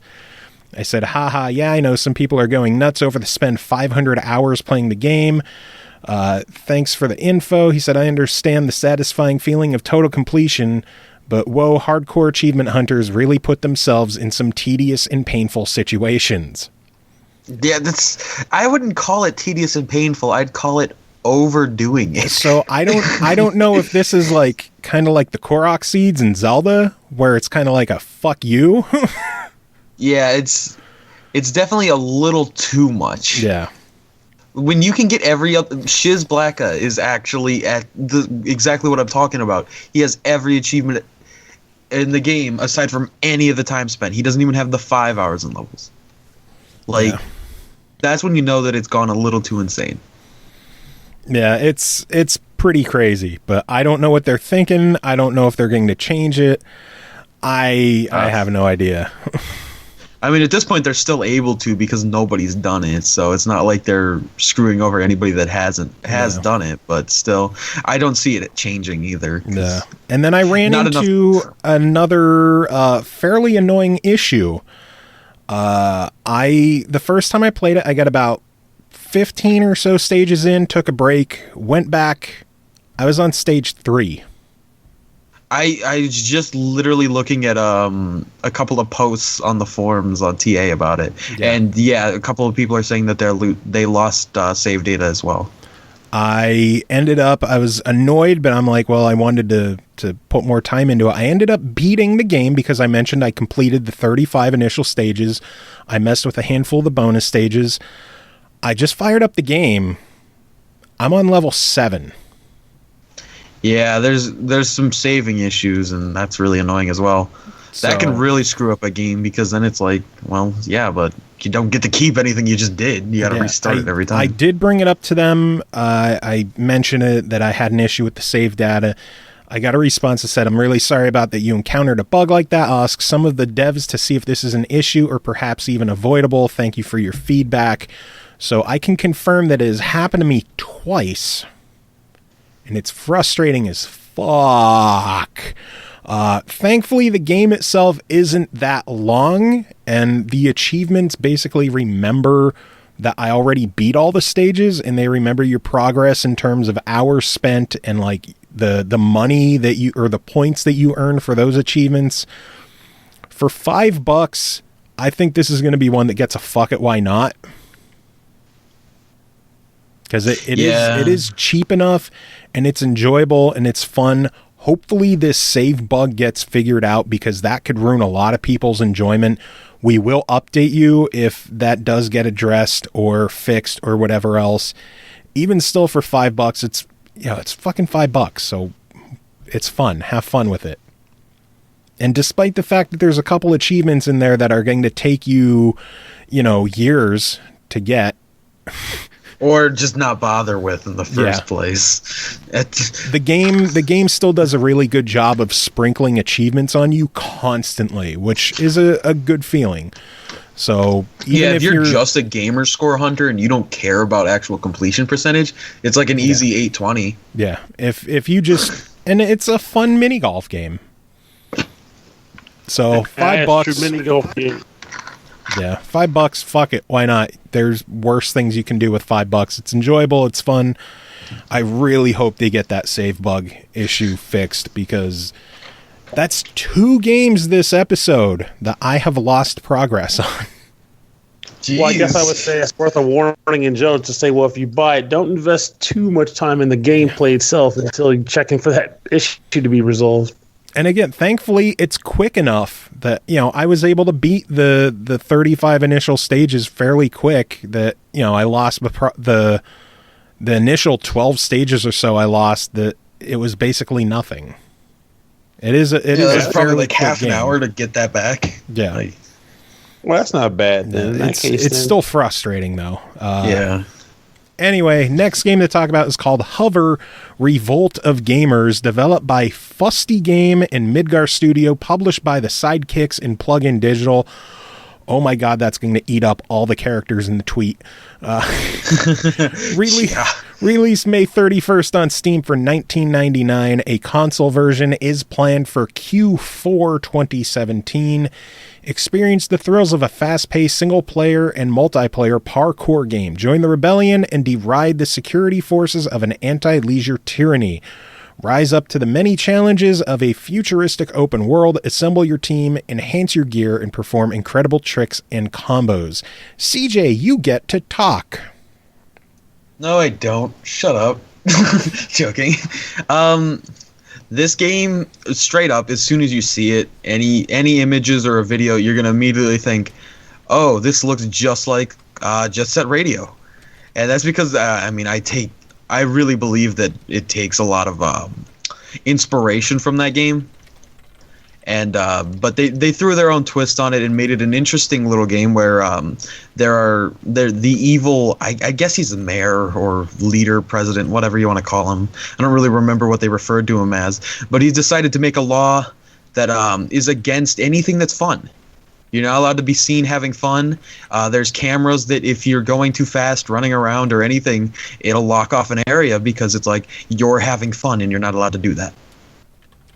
And so that gives you a little interesting story to follow through with some interesting and really wacky characters. I'm a little bit disappointed that they don't have voices, because I think that they could have done some really wacky and out there voice tracks with this game, kind of like some of the characters in Sunset Overdrive. Speaking of which, this game does feel a little bit similar to that too, with being a third-person parkour game that you can grind on a lot of stuff and do tricks, almost like a skateboarding kind of game, except you don't have a skateboard and instead your shoes do all the work. So far from what I've played, pretty much every mission revolves around just racing and hitting, and these the races are really easy so far. So I'm hoping that later in the game they get hard, but I feel like this game's pretty dang long, so I got as much time as I could in before a review.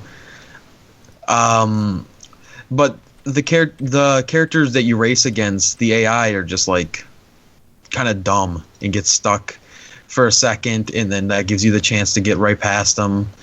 I don't know if the AI are just dumb or if they're making it a little bit easier towards the beginning of the game, but it's a little bit weird that I can finish the track like 20 seconds before they would. Like, I think that's a little too much leeway. Yeah. The racing courses are interesting, and there's a lot of them that share the same areas, because it's just in the first area of the game, it's just one town, and so there's all the races. Like, some of them take little different courses that cut through areas you've already been, making little interesting tracks, and ones that you have to jump all over the place, and other ones that you just run in a circle, like a circuit, almost like a NASCAR race, except you're running. But there was one race on the highway where it was just a circle around the highway, and you could hit these speed boosts that made you run almost 55 miles per hour. And it was, you would have to corner and take it just like a NASCAR race. And it was actually really, really cool that the highway had those boosts. There was one thing that I didn't expect with the game, and that was the large multiplayer focus. Because, looking at the screen and the HUD being very, very cluttered, you immediately think, wow, this looks like an MMO screen. And then you realize when you get in the game, it feels a lot like an MMO with just the random people you see walking around. Like, you don't just join a game and see you like friends or whatever, or join like a server. It's like, there's just a bunch of random people doing their own thing. They can interfere with your missions by joining the race, and then you have to beat them too, which is how I lost my first race. Because I was like, wait a minute, this guy can just join me and then beat me, and then I lose the race and I have to restart? Interesting. So there's actually a lot of a multiplayer focus, and the game says that there's single player, so I'm guessing there's a way that you can just like turn off the ability to join other people. But I thought it was actually really cool that other people can just join in your game and have fun, and you can meet all these people. There's a little text, even a little thing like in MMOs where you can talk to people through the text in the bottom left, I believe. It's just like the whole screen looks like an MMO screen, which I think I can get behind pretty well. I like it. At first I thought the screen was too cluttered, and then I realized once I got there that it's fine. The controller support is a little bit odd, because while it does support specific controllers, it still doesn't register that those are really the controllers. Like in the prompts, it'll tell you, like tutorials, that'll tell you what button to press for stuff. It'll be like joystick button A, or I mean not A, 1. You really got to figure out what's going on with your mic.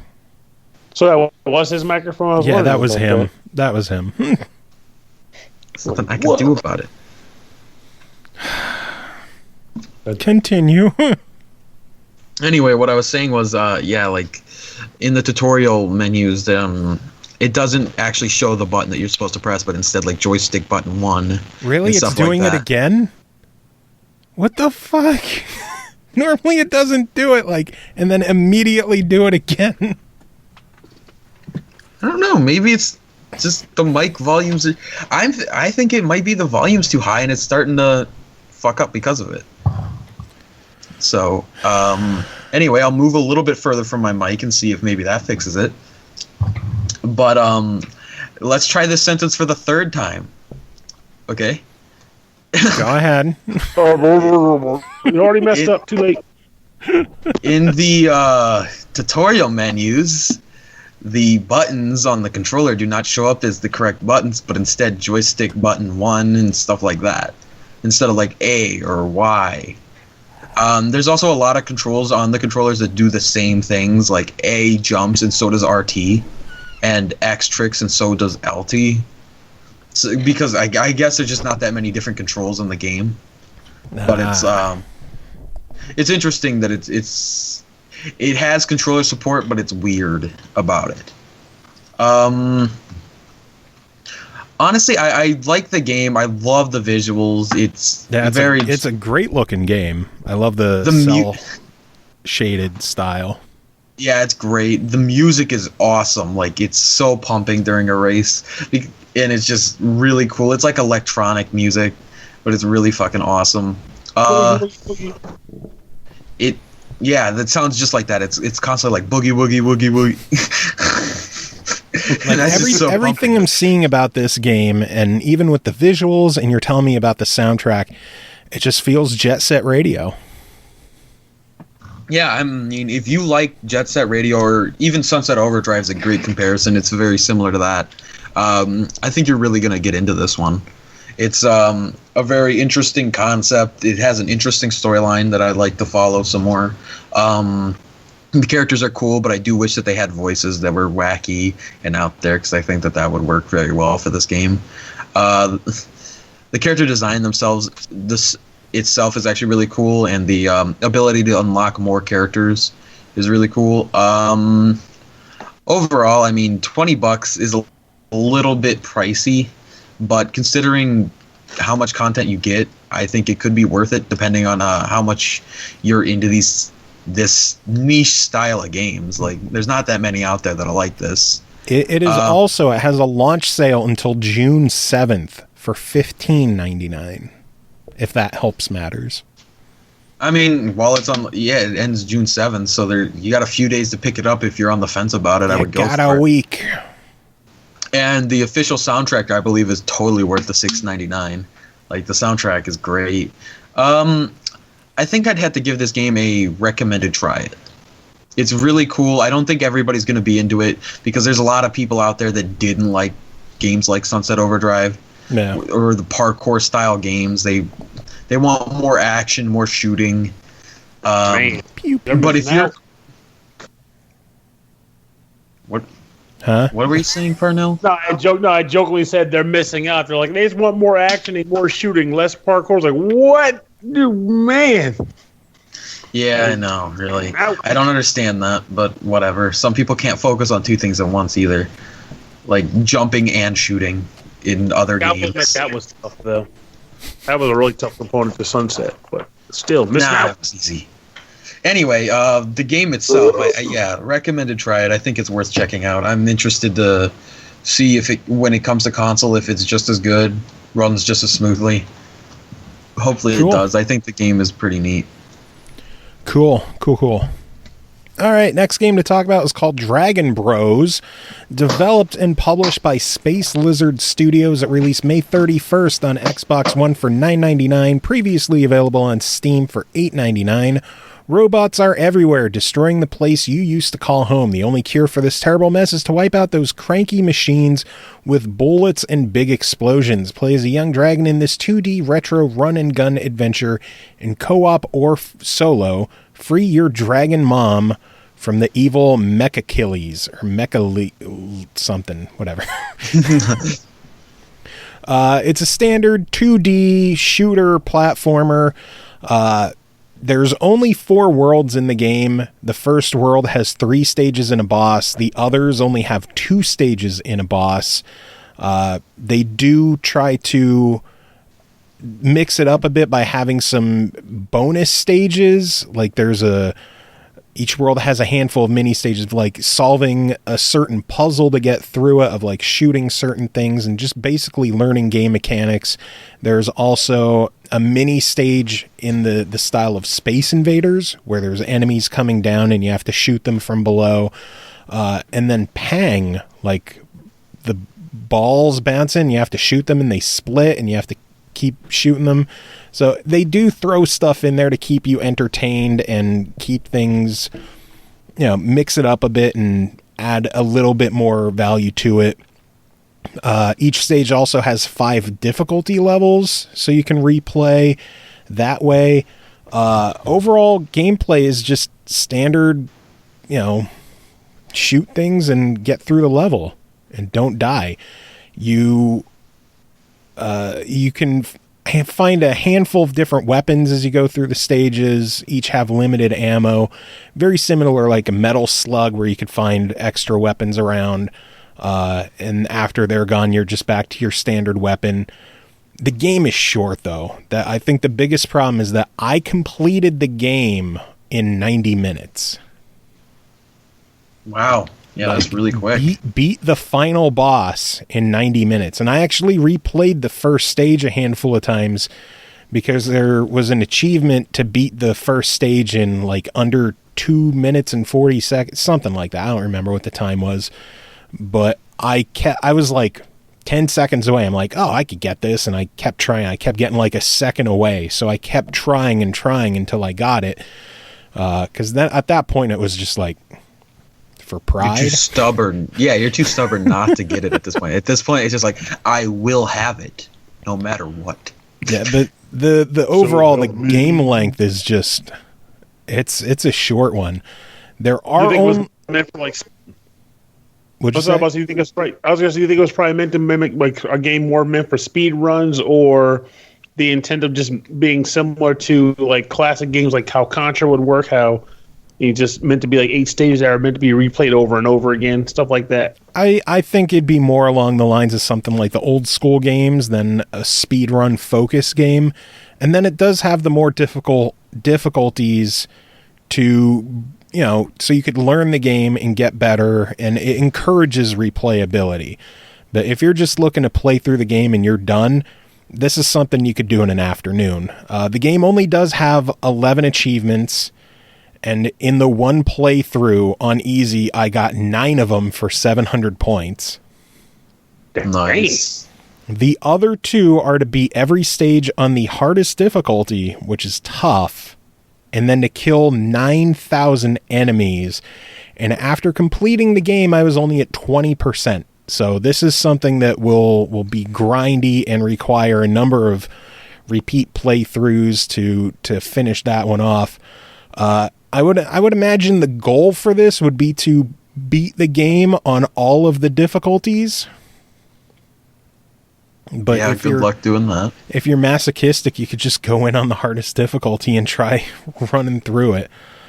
It's a fun game. It's a cute game. It's enjoyable. The art style is nice, but it's short. That's the biggest issue I have with it, is just how quick you could get through it. For $10, it's a good try. It's a solid game. It's something that you can just have a fun afternoon with, and if you have a friend, it's fun co-op as well. It's nothing magically special, but it's enjoyable. So, is it magically delicious? I wish. Anyway. Yeah, tell me about it all. It's $10. Yeah, it's fun. No, I can see it. Yeah, if you're just looking for a cool thing to do for an afternoon or something, and again with the replay, if it's like I said, contrary to style logic, where you want to just replay it later anyway, just on a harder difficulty or whatnot. Yeah. In-game instincts in chat asking easy gamer score.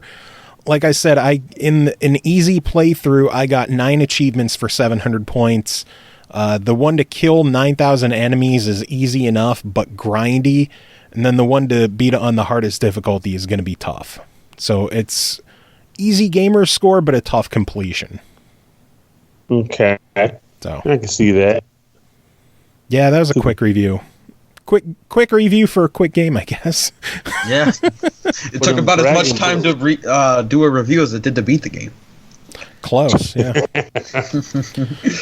Next game to talk about is called Pox Nora, developed and published by Desert Owl Games. That released May 23rd on the PlayStation 4 is a free-to-play game with microtransactions. Delve into classic turn-based strategy gaming with elements of tabletop miniatures, fantasy RPG, and card collecting style gameplay, all wrapped into one. Pernell, what did you think of Pox Nora? How to go about talking about this game, because you know how I feel about them F2Ps. But this game, I'll ignore the free to play and just talk about the game for now, and then I'll try to inject it as I need to. So the game itself is a combination of like something similar to Magic, as well as like say Tactics Ogre. So you are in charge of controlling an army. And the goal is to take your army and crush the other army's castle or fortress. And you do so by taking cards from your deck that represent different characters and the like with different abilities and powers. And you place them on the map to engage in combat. You have a resource called Nora, which is what you use to summon the guys. You get a certain amount every turn. But you can also take over Nora spawn points or Nora mines on the map to increase the amount you get per turn. And the computer opponents or your regular opponents attempting to do the same thing to monopolize them. So you're fighting over these points of currency. I guess think like mining points from like StarCraft or something. So you're ultimately using spell cards, which can be used to damage enemies on the map based on the conditions of the card. There are champion cards, which are your summonable units. There's equipment cards, which you can use to equip your units to give them either higher power, better movement, or new abilities, or a variety of other functions. And there are relics, which you can place on the map itself to give you different boons. Like you can, say, place a banner flag on the map, and that banner flag will give every unit on the map a 5-point heal per turn. One thing I liked about this game that I thought was pretty cool compared to games like this that I'm used to is that you can have multiple types. Like you get a guy, right? You have like a base set of abilities, but you can upgrade them by using them multiple times in the map or by free to play money. You can upgrade the guy to give him access to upgraded abilities. So you'll have upgrade tier 1 and upgrade tier 2. And each of those upgrade tiers has, like, say, 3 to 4 abilities on there. And you can choose one of them from each category to sort of customize the unit. So no two units have to be the same type of unit. So same art, but they have different summoning costs, and they have different combinations of abilities made for that character. So I thought that was pretty awesome to do. There's a decent tutorial that you can play through, and then like a number of like mini factions that you can beat after that, where if you complete those, you get a free booster, starter deck related to each of the factions you beat. So they start you out by playing the game with a decent number of different card types, card decks you can play with. But once you get past that part is where the jing bling bling comes into play. To give you an idea, I didn't sit down and write down like a whole tier of how many decks of cards cost this much, how many decks of cards cost this much. But I did see one purchase that I could make was a deck, but when you translate the amount of coins it costs to the amount it costs to buy them, it was $50. So you can win money and stuff in game. Like you can win OWL tokens, which is one of the there's 2 currencies in this game. I should point that out. You can win OWL tokens from doing normal matches in the game and winning. And there's also gold, which you can earn by completing daily missions. Every day the game gives you a different set of missions to complete, win a match with this type of unit, or push a guy back this much, or win with this much Nora in your bank, stuff like that. Each mission is worth a certain number of gold coins, which you can then use as one of the 2 currencies to shop at the marketplace for new cards. So it sounds like the real money isn't required because you could earn it by grinding in the game. It's just significantly quicker to do real money, which I guess is the whole point of microtransactions. Yeah, for me, it usually comes down to how hard is it to make the money in game? No. Obviously, it's got to be easier to get it with money because that's what the incentive is, but it has to be semi-realistic that you can actually acquire the funds to buy things. You know what I mean? And I didn't get enough into this to be able to make that statement because I'm sure if you have a number of good wins against human players or high rank wins, you'll probably get more money than if you're winning against scrubs or something like that, or from the story mode. Because there's a bunch of campaign modes too you can kind of dabble in with a single player thing to just kind of get your feet wet and learn the game. But I feel like they do at least give you enough decks and cards to start that if you being a free-to-play game, you really don't have much to lose by just booting it up and getting the gameplay itself a shot, because the gameplay itself is solid. The music accompanying the gameplay will put you the fuck to sleep, but the game itself is fun.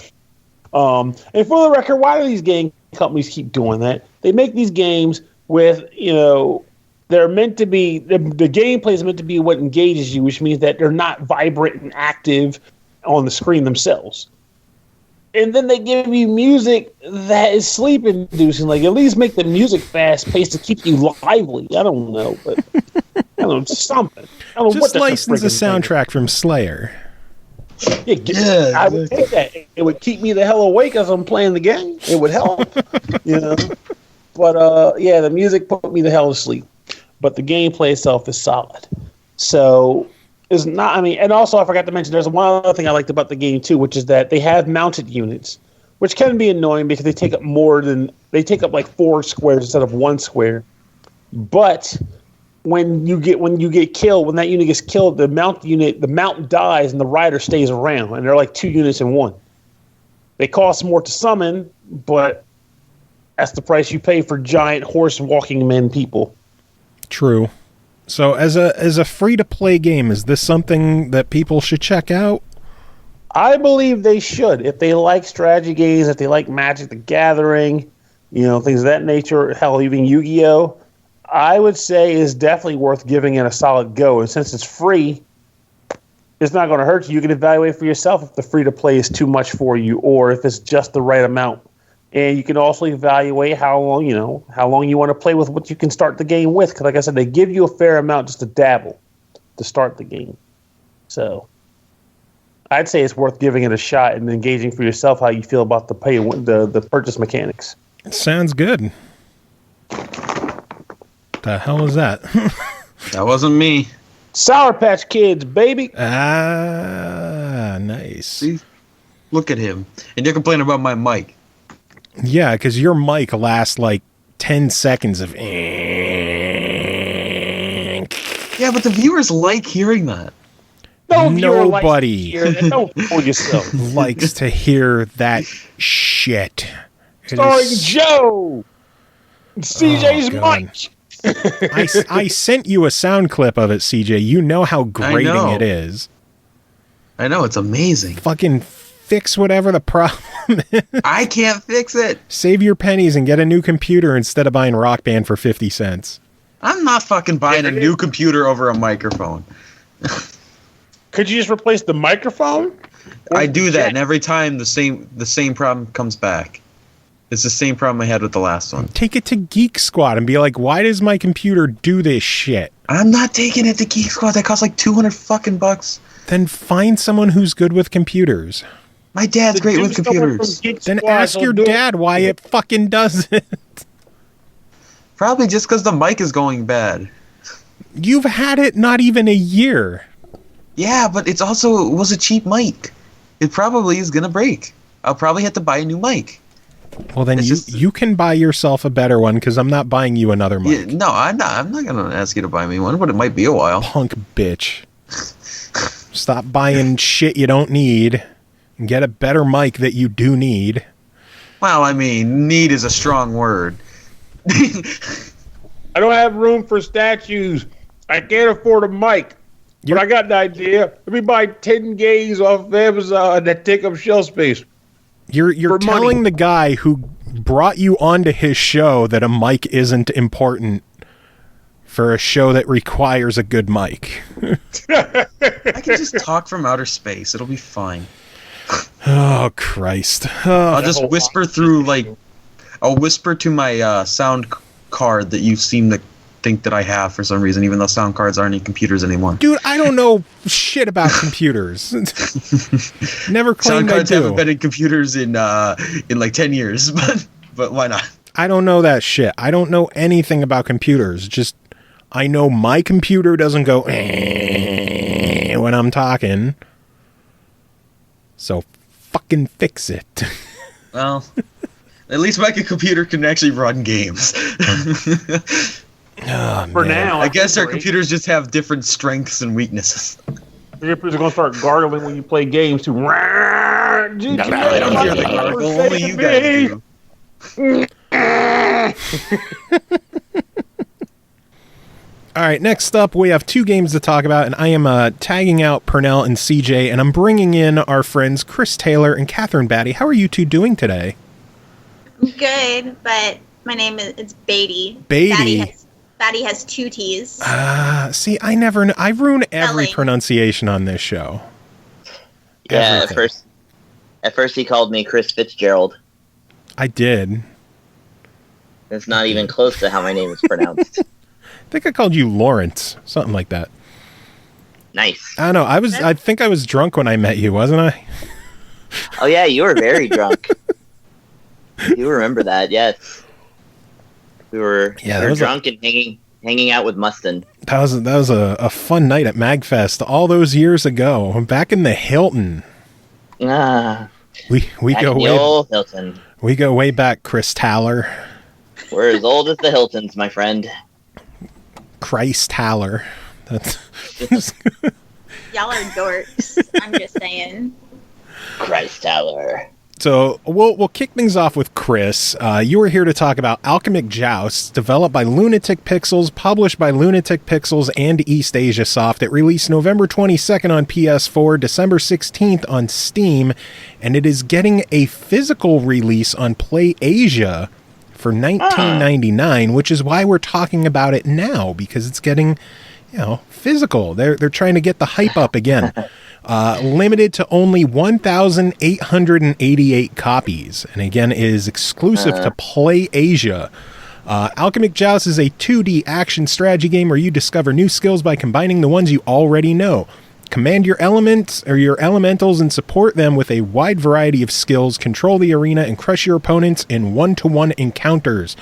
Chris Taller, what did you think of this? Well, Joe Fitzgerald. I I believe it's a silent E. Oh, okay. Joe Fitzgerald. Fitzgerald. Well, yes, the game Alchemic Joust is pretty good. Let me break it on down. Now, okay, so when I first played this game, I was like, is this another game from the Plutobi people? Because this is like the second game I've played in short order that has the kind of paper, rock, scissors system of like elemental cancellations, things like that. And then actually I found out, I guess it's these guys' first product from Lunatic Pixels. I've looked them up and I can't find anything else on their Twitter or anything like that. So I guess these guys are new on the scene.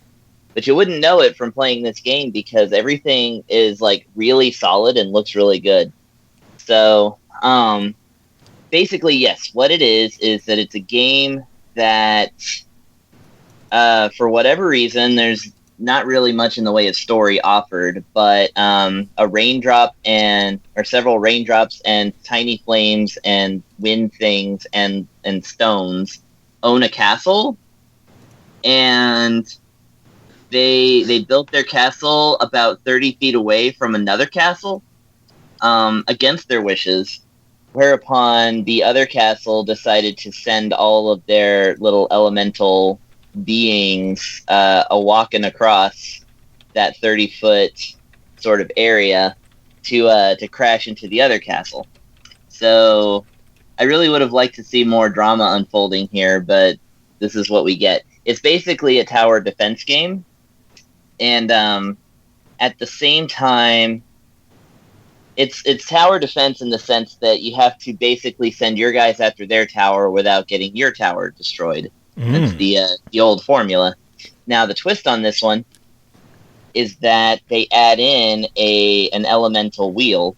That is to say, you send your fire guy out, they send their fire guy out, and you send your water guy out, and your water guy cancels out their fire guy. You're like, well, okay, I guess I can cancel their guys out and try and send mine as fast as possible because they're on a timer, as you know, so you can't just send everything out at once. And while maybe the first couple of levels you can, send your water guy out and then send another water guy out to walk past the fire guy and then into their castle, you quickly realize that you're not going to get very far just sending out one water guy at a time and canceling out their guys. It makes the rounds last too long because you're just in stalemate. So what they've done is that at any point between stages, well, it's a limited number of times that you earn after each stage. Almost forgot. But basically, after every stage, I think win or lose, you get a certain amount of turns in the alchemy lab. And in the alchemy lab, you can combine the four elementals that you start out with into combination elementals that are more powerful, and also contain properties of each lower level. So here's an example. So you combine your fire guy and a water guy in your alchemy lab, and what happens but steam, as you would imagine. So you get a steam character. Yeah. So now you have that steam character who, of course, being a higher level, takes a little longer to cook up, but in the actual game. But now let's say the castle on the other side of the field sends out the fire guy. And now you've got your steam guy that goes out, and when they connect, the water part goes away, and then it becomes a fire character, which then continues unabated towards their castle. So it's like unabated. Unabated, exactly. with 3 T's and a silent Q. Yes. And so then you got your fire guy marching happily towards there. So it's kind of like it's combining 2 characters at once. And probably about 3 or 4 levels into this game, I was combining stuff into like level 5. I was combining I was combining lightning with lightning is an energy that you get from combining two characters, and I combined that with a steam and got a thundercloud, which is like a level 5 character that, and whenever you combine like these higher level characters, you start to see things that aren't just characters that you send after the other castle, but you see things that augment the field. So said thunderstorm can actually zap enemies of a certain element for a few turns. It can take out multiple enemies. And there are other it then almost becomes sort of a Magic the Gathering type thing, where you can actually sort of alter the field with some of these higher level characters, as well as sending out your characters to destroy their castle. And suddenly you realize that this game is super deep. Like, this is just like the first 30 minutes of the game type stuff. I was already like combining characters to augment the field, as well as sending out level 2s and level 1s and like kind of strategizing. And it also works on 2 levels. So like your wind element goes over the air, so nothing on the ground can touch it except for something else that's in the air. So then you have like 2 levels of battle going on at the same time. And by the time you get a few levels in, suddenly you're just like going nuts with the strategies. Nice. Yeah. I gotta say, I love how the game looks too. It's a beautiful game. It's really pretty and it's funny. Like it's got a lot of good flavor text. The characters are super cute. Like, super cute. Yeah, like you wouldn't expect in a video game to be going "aw" at a clump of lava, but game has you doing it. Clump of lava in the whole world. Yeah. It's magnanimous. Anyways. Yeah, I know. Oh, Lord. So basically, it's tower defense, but you kind of get to build all of your own parts. And the cool thing is that the game, it won't just tell you, like, there are obvious ones. Like, if you just combine the first 4 elements, like, pretty much every combination gets you a thing. But then past that point, not every combination gets you something. Sometimes you fail, and it actually has, like, funny flavor text for when you fail, too, which is pretty funny. But you can be combining, like, level 1 stuff with level 5 stuff and creating new things. And the game only gives you a hint after you fail 5 times. So it's one of those things where you can't just kind of, again, because your turns are limited in the alchemy lab, it's sort of like, how clever can I be to get the most out of these turns before I have to go into battle with whatever I've got, Nice. And yeah, so it's really it was surprising, actually, I thought, for being like, well, I guess it's going to be a physical game, but it really did feel like a full game, even though the playing field itself is just a simple, 2 towers going at it. And then, of course, a menu-based lab. Yeah. And it also, another interesting thing is that, and I really haven't seen this in RTS or tower defense games, but you get to assign, I think, about 8 different characters. Well, there were question marks around some of the menu options, so I imagine some things become unlocked, such as like more character slots. But each character slot is accessed, like each little character that you can send into battle or augmentation or whatever, by a button press. So it's like down on the pad summons a fire, left on the pad summons a water, and up summons a wind, and then like holding the left shoulder button and pressing up summons something else. So it's just like, it's all, you don't ever move like a cursor around or anything like that, which is something that I find useful when it comes to like these console strategy games, because I don't like moving the stick around to move a cursor where, I feel like I need a mouse. Yeah. So it's kind of nice that the action is more snappy like that. It's a thing I liked about it. Also, the soundtrack is just great, but I always say that. Well, you are a musician, so I would kind of expect you to be into the music stuff. Yeah, it's a nice, jaunty, heroic, like, epic theme for moving adorable ass water droplets across the... Adorable ass water? Yeah, actually, there's some combinations you can make. Is there like a stink bomb combination? There is a mud character that looks a little, looks a little ass watery. I think the craziest thing is for how good the game looks and how deep it is, Lunatic Pixels is a 2-man studio. That's insane. I can tell now why they sort of reuse the backdrops and things like that. It looks like a whole lot of work went into the mechanics for sure. And it's like instead of making a bunch of cheap or rushed looking like scenes and things like that, like they just focused on the simple like setup that they had and made it just look as good and as functional as possible. Yeah. That's what it seemed to me anyway. That's impressive though, 2-man studio. I would not have guessed that. Yeah. Good looking game. So for $15 digital, either on PS4 or Steam, or for $20 for a physical PS4 version, what is your verdict on this? Obviously, you're going to want to buy the physical version for $19.99 because those things tend to become quite pricey once they sell out. Like 20 years from now, you'll probably be sitting on like $1,000 disc or something. I don't know, but. And you'll have like 3 of them that you found at your local game store. I don't know what that store is, but you fucking find everything there. I don't know. I luck out. I think that's what it is. I think it's because I refuse to spend a lot of money. You spend like every other day there. Yeah, that's true as well.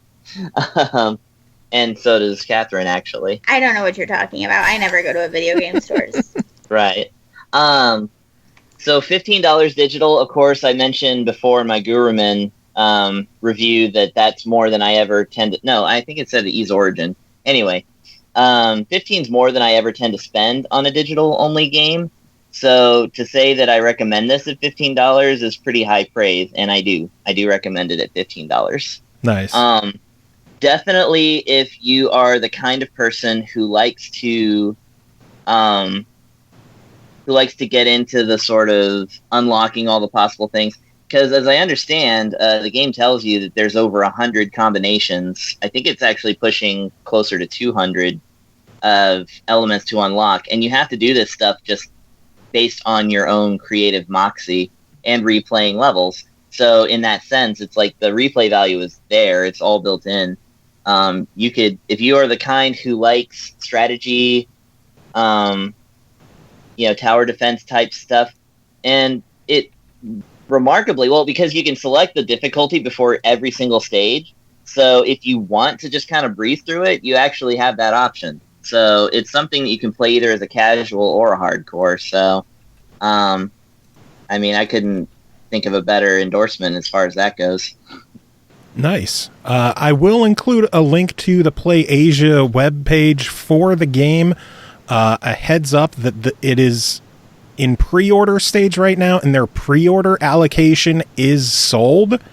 So when the game officially releases, they might have a couple extra copies. If you're quick enough, you might be able to jump on it. But even if not, $15 digital. So yeah, or $200 on eBay apparently. Yeah, that always works too. Yeah, why not? Whatever helps you play the game, right? Exactly. And then next game to talk about is called Oceanhorn, Monster of the Uncharted Seas, developed by Corn Fox and Brothers, published by FDG Entertainment, released May 17th on the PlayStation Vita for $12.99. Oceanhorn, Monster of Uncharted Seas, combines captivating storytelling, breathtaking 3D visuals, and exciting gameplay into one epic action-adventure experience. In the game, you explore the islands of the Uncharted Seas, a world filled with many dangers, puzzles, and secrets. Catherine, this one was all you. What did you think of this? Okay, so this is a lot like Zelda, I'm told, but I've never actually played a Zelda game. What? I'm playing Triforce Heroes right now, but I've never played any of the Zelda games. So anytime I come across a puzzle, I keep forgetting that bombs exist. And I'll be like, I'm stuck on this puzzle. How do I do it? And Crystal's like, have you tried using a bomb? I'm like, no, but I got bombs ages ago. Why would it? Oh. And then I move on. So, like, as you said, the game is all about, there's collecting 4 emblems of things. It's like the emblem of the forest, emblem of dirt, emblem of other things. And you're guided to go to different islands. And as you explore the islands, which are all open, you can find treasure chests and go exploring and get killed by ogres that just won't leave you alone. But really, like, I liked how the game started out, because the tutorial took place on the island that your father, who abandoned you in the middle of the night, told you to go. He's like, hey, go to this island. Okay, see ya, kid. Peace. And I don't know what happened to your mom, but you have her necklace, and her necklace guides you to places, so she's probably dead. But so the emblems that you find the 4 emblems that you find, they're supposed to lead you to the giant monster Oceanhorn. And they are not easy to find. I just barely was able to find the first emblem after dying like 6 times fighting the big boss that was guarding the emblem. And, tentacles are cheating, is what I have to say about that first boss. But it's really fun. I was actually playing it while not listening to Chris do his review. So you're playing it right now, aren't you? Well, not right now because I'm talking, and then I'll get distracted, and then I'll just stop talking, and I'll go back to playing.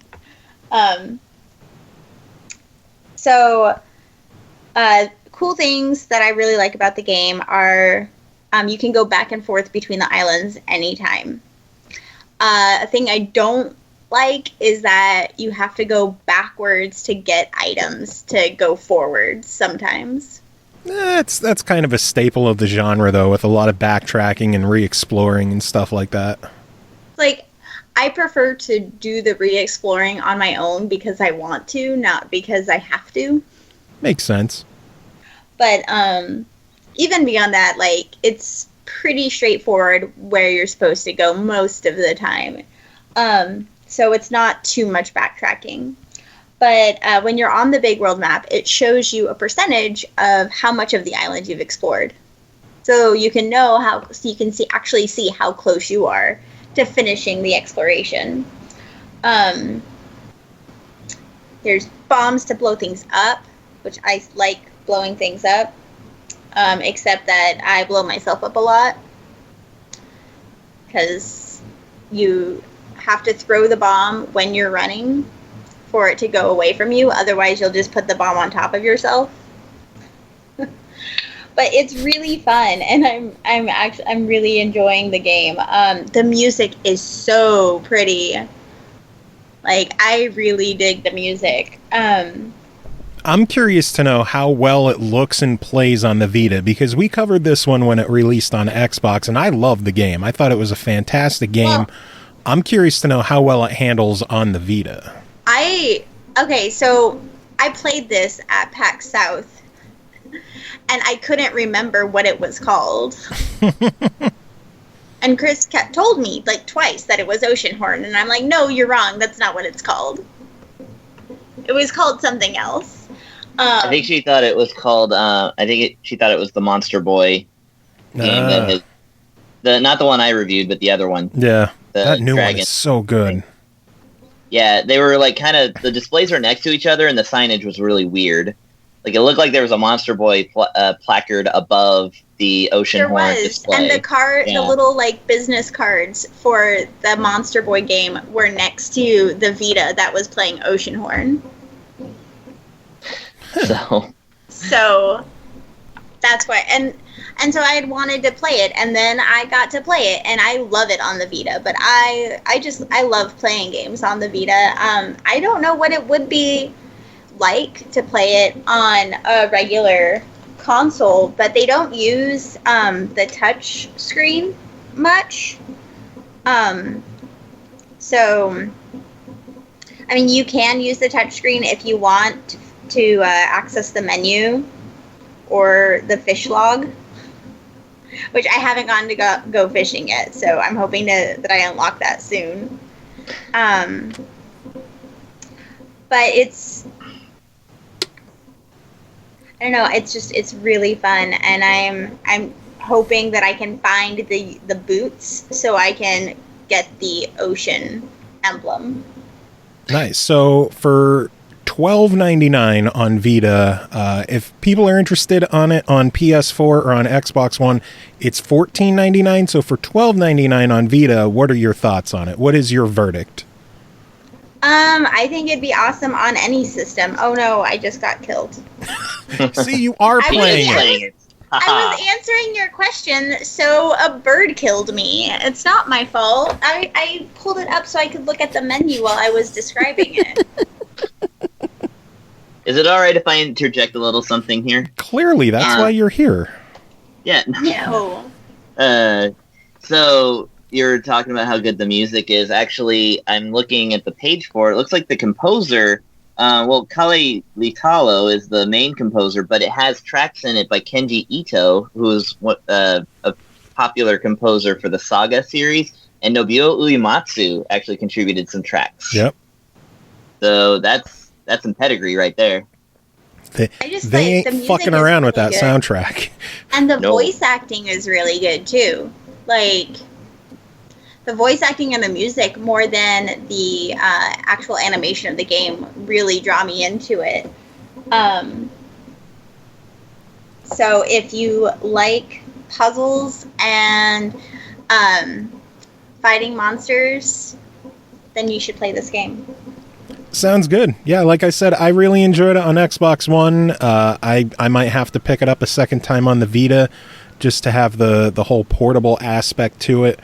But solid stuff. So yeah, I super dig it, and I'm going to finish playing it because now I'm invested. And then you can go and play some Zelda games afterwards. I don't know. Well, we're playing Triforce Heroes as a group some weekends, and that's pretty fun. But I tried to play the first Zelda many years ago, and it doesn't tell you how to do anything, and so I just stopped playing, and I had the cartridge in the box, and I just gave it to a friend as a present. I was like, here, you can have this. Oh yeah, the first one's a tough one to get into. And so I just never played a Zelda since then. I'll tell you both something that'll make it a little easier for you. That first little cave and that screen, you're supposed to go in there and get a sword. Chris, you will have a less hard time with it. I'm gonna lock the door, and then you can stay out there with the cat. Oh yeah, and my copy of Zelda. Chris, you might enjoy a game we talked about earlier in the show called Shotgun Legend on Steam, which is basically the original Zelda game style, but the dude has a shotgun. That's amazing. And he's trying to, instead of pieces of Triforce, he's getting pieces of a truck rim to get home. That sounds beautiful.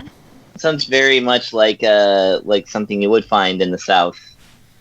Yeah, so you should look into that one. But Catherine, Chris, thank you so much for coming on and taking care of those games. Do you have any final words to wrap things up?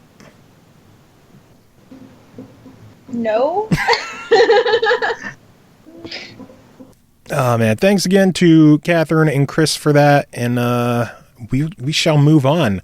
Final game to talk about tonight is called Embers of Miram, developed and published by Creative Bytes. It released May 24th on Xbox One, PS4, and Steam for $19.99. To save their world from an alien threat, two proud races must set aside their differences and come together, Literally, Embers of Miram is an adventure platformer featuring a mythical creature with the ability to split into light and dark embers, each independently controlled by the analog sticks. The way this game starts off is that you are introduced to a light creature who has certain abilities and a dark creature who has certain abilities. There's some kind of big gathering that one of each ends up running late to. So after everyone has dispersed, these two show up and they start fighting because they're warring tribes.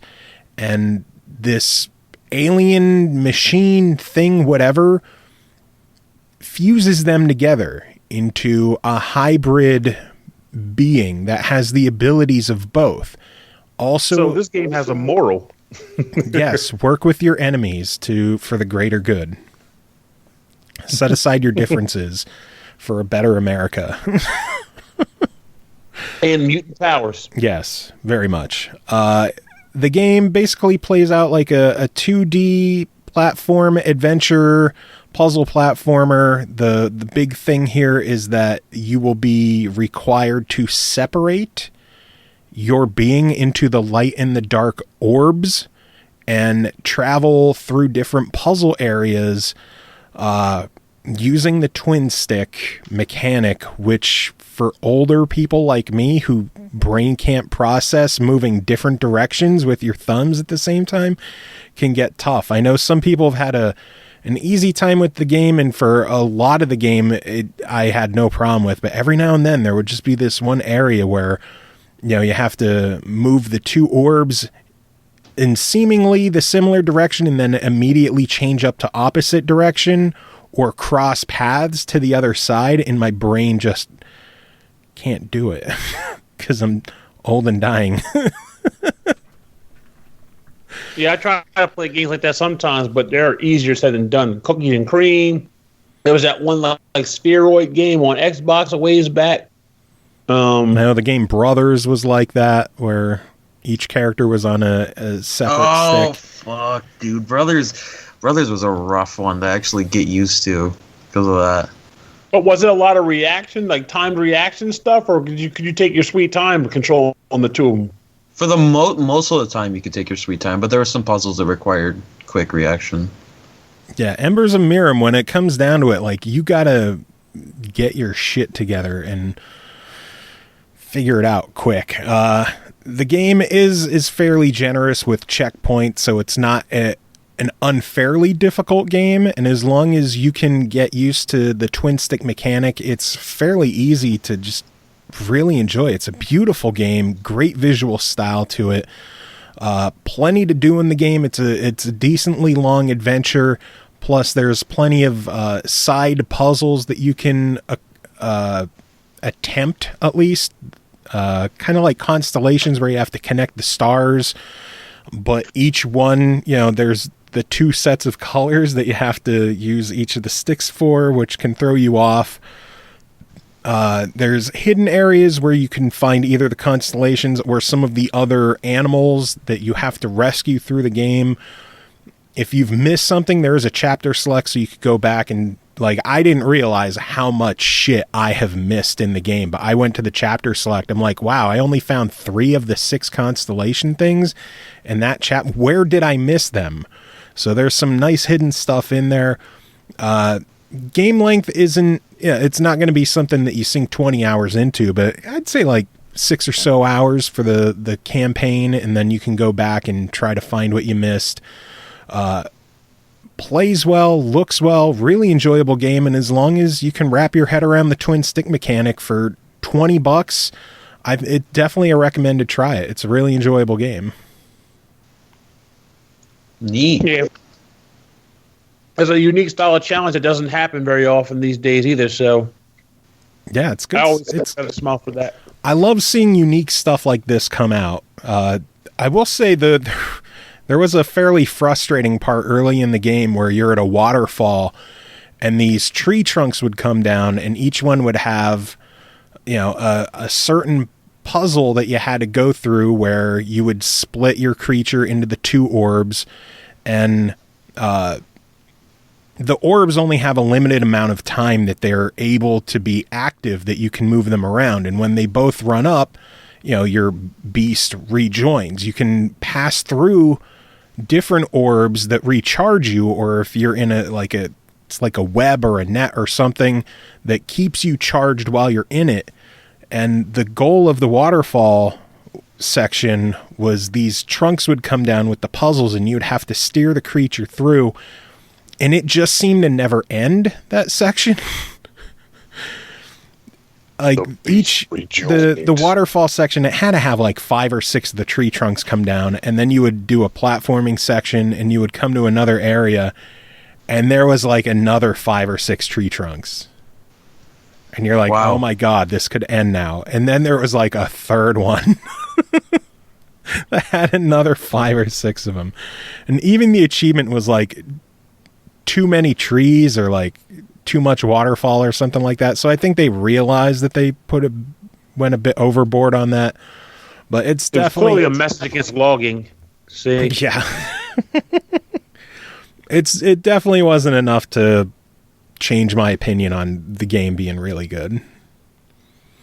I wish it was a smidge cheaper, but again, for $20 for the amount of content in there and the amount of secrets, and just it's a good looking, enjoyable game. So try it. Recommend to try it. Color-coded chaos. Embers of Miram, color-coded chaos. The beast rejoins. In-game in the chat says charming and challenging. That's definitely a good way to put it. Oh man, but yeah, good stuff. That's all I got for this episode. Oh wow, I didn't realize that was the last one. I thought there was one more.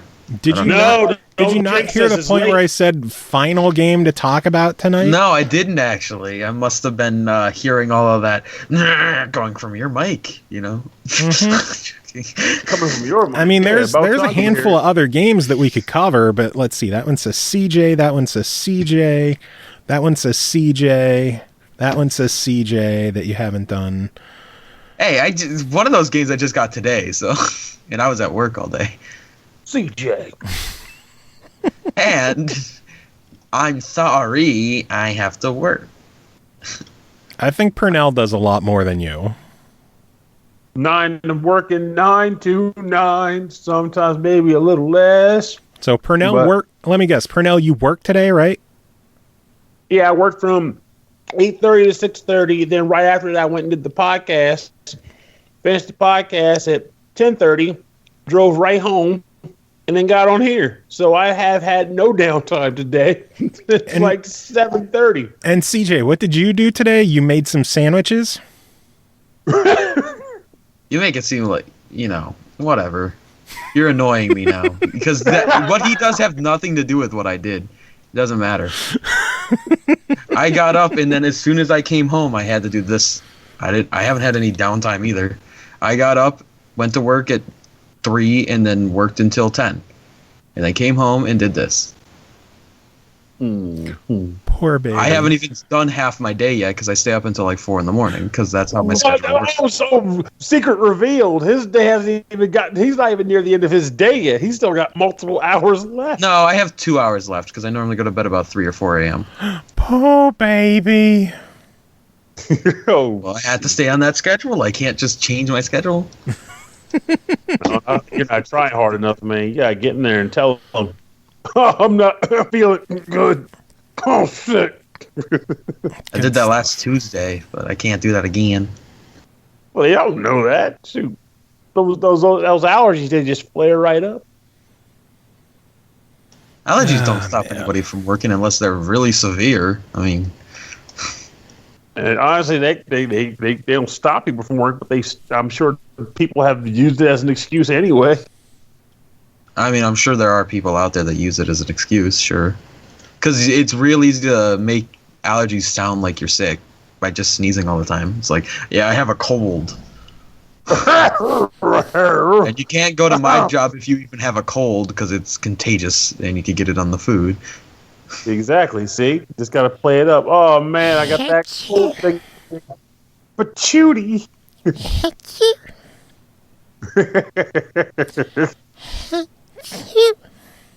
My sneezes.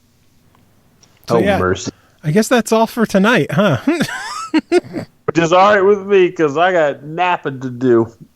And I got to hurry up before I end up trying to buy this damn Chroma Squad. I want to hold off on that a little bit longer. I am going to buy it eventually, but I want to buy it right now. I want to play that one. I picked it up and I haven't had time for it. It looks cool and the premise is cool and the music is awesome. And it's done by like genuine fans of Sentai shows. Yeah, I like how they had to put in inspired by Saban's Power Rangers. Because they had like a cease and desist on the game. Oh, did they? Is that what happened? They had to put that in there. It's a darn shame. But at least they let them get away by just doing that component. Yeah. Being Dixon just canceling the game entirely. True. Completely original. Just similar to it, but I guess it was enough that Saban's like, hey, give us money. Has this episode even ended yet? No, it didn't. So I don't know what I'm playing for music. I never know what I'm playing for music anymore, so there's going to be music. But Pernell, how about you give us some final words to end the show? Sour Patch Kids are very good. I recommend you eat them at any time available to you. I recommend you check out Rhythm and Pixels, the video game music podcast, if you got time. And if you're going to happen to be at the Too Many Games video game convention in Oaks, Pennsylvania, at the end of June 25th at 10:30 a.m. to be precise, we have a panel there. So it's worth coming to check it out and have a ball. You can see me live, ramble just as much as I ramble on this show, but now with the potential for not being edited out. My mistakes will stay in. No. Joe doesn't do anything. I edit.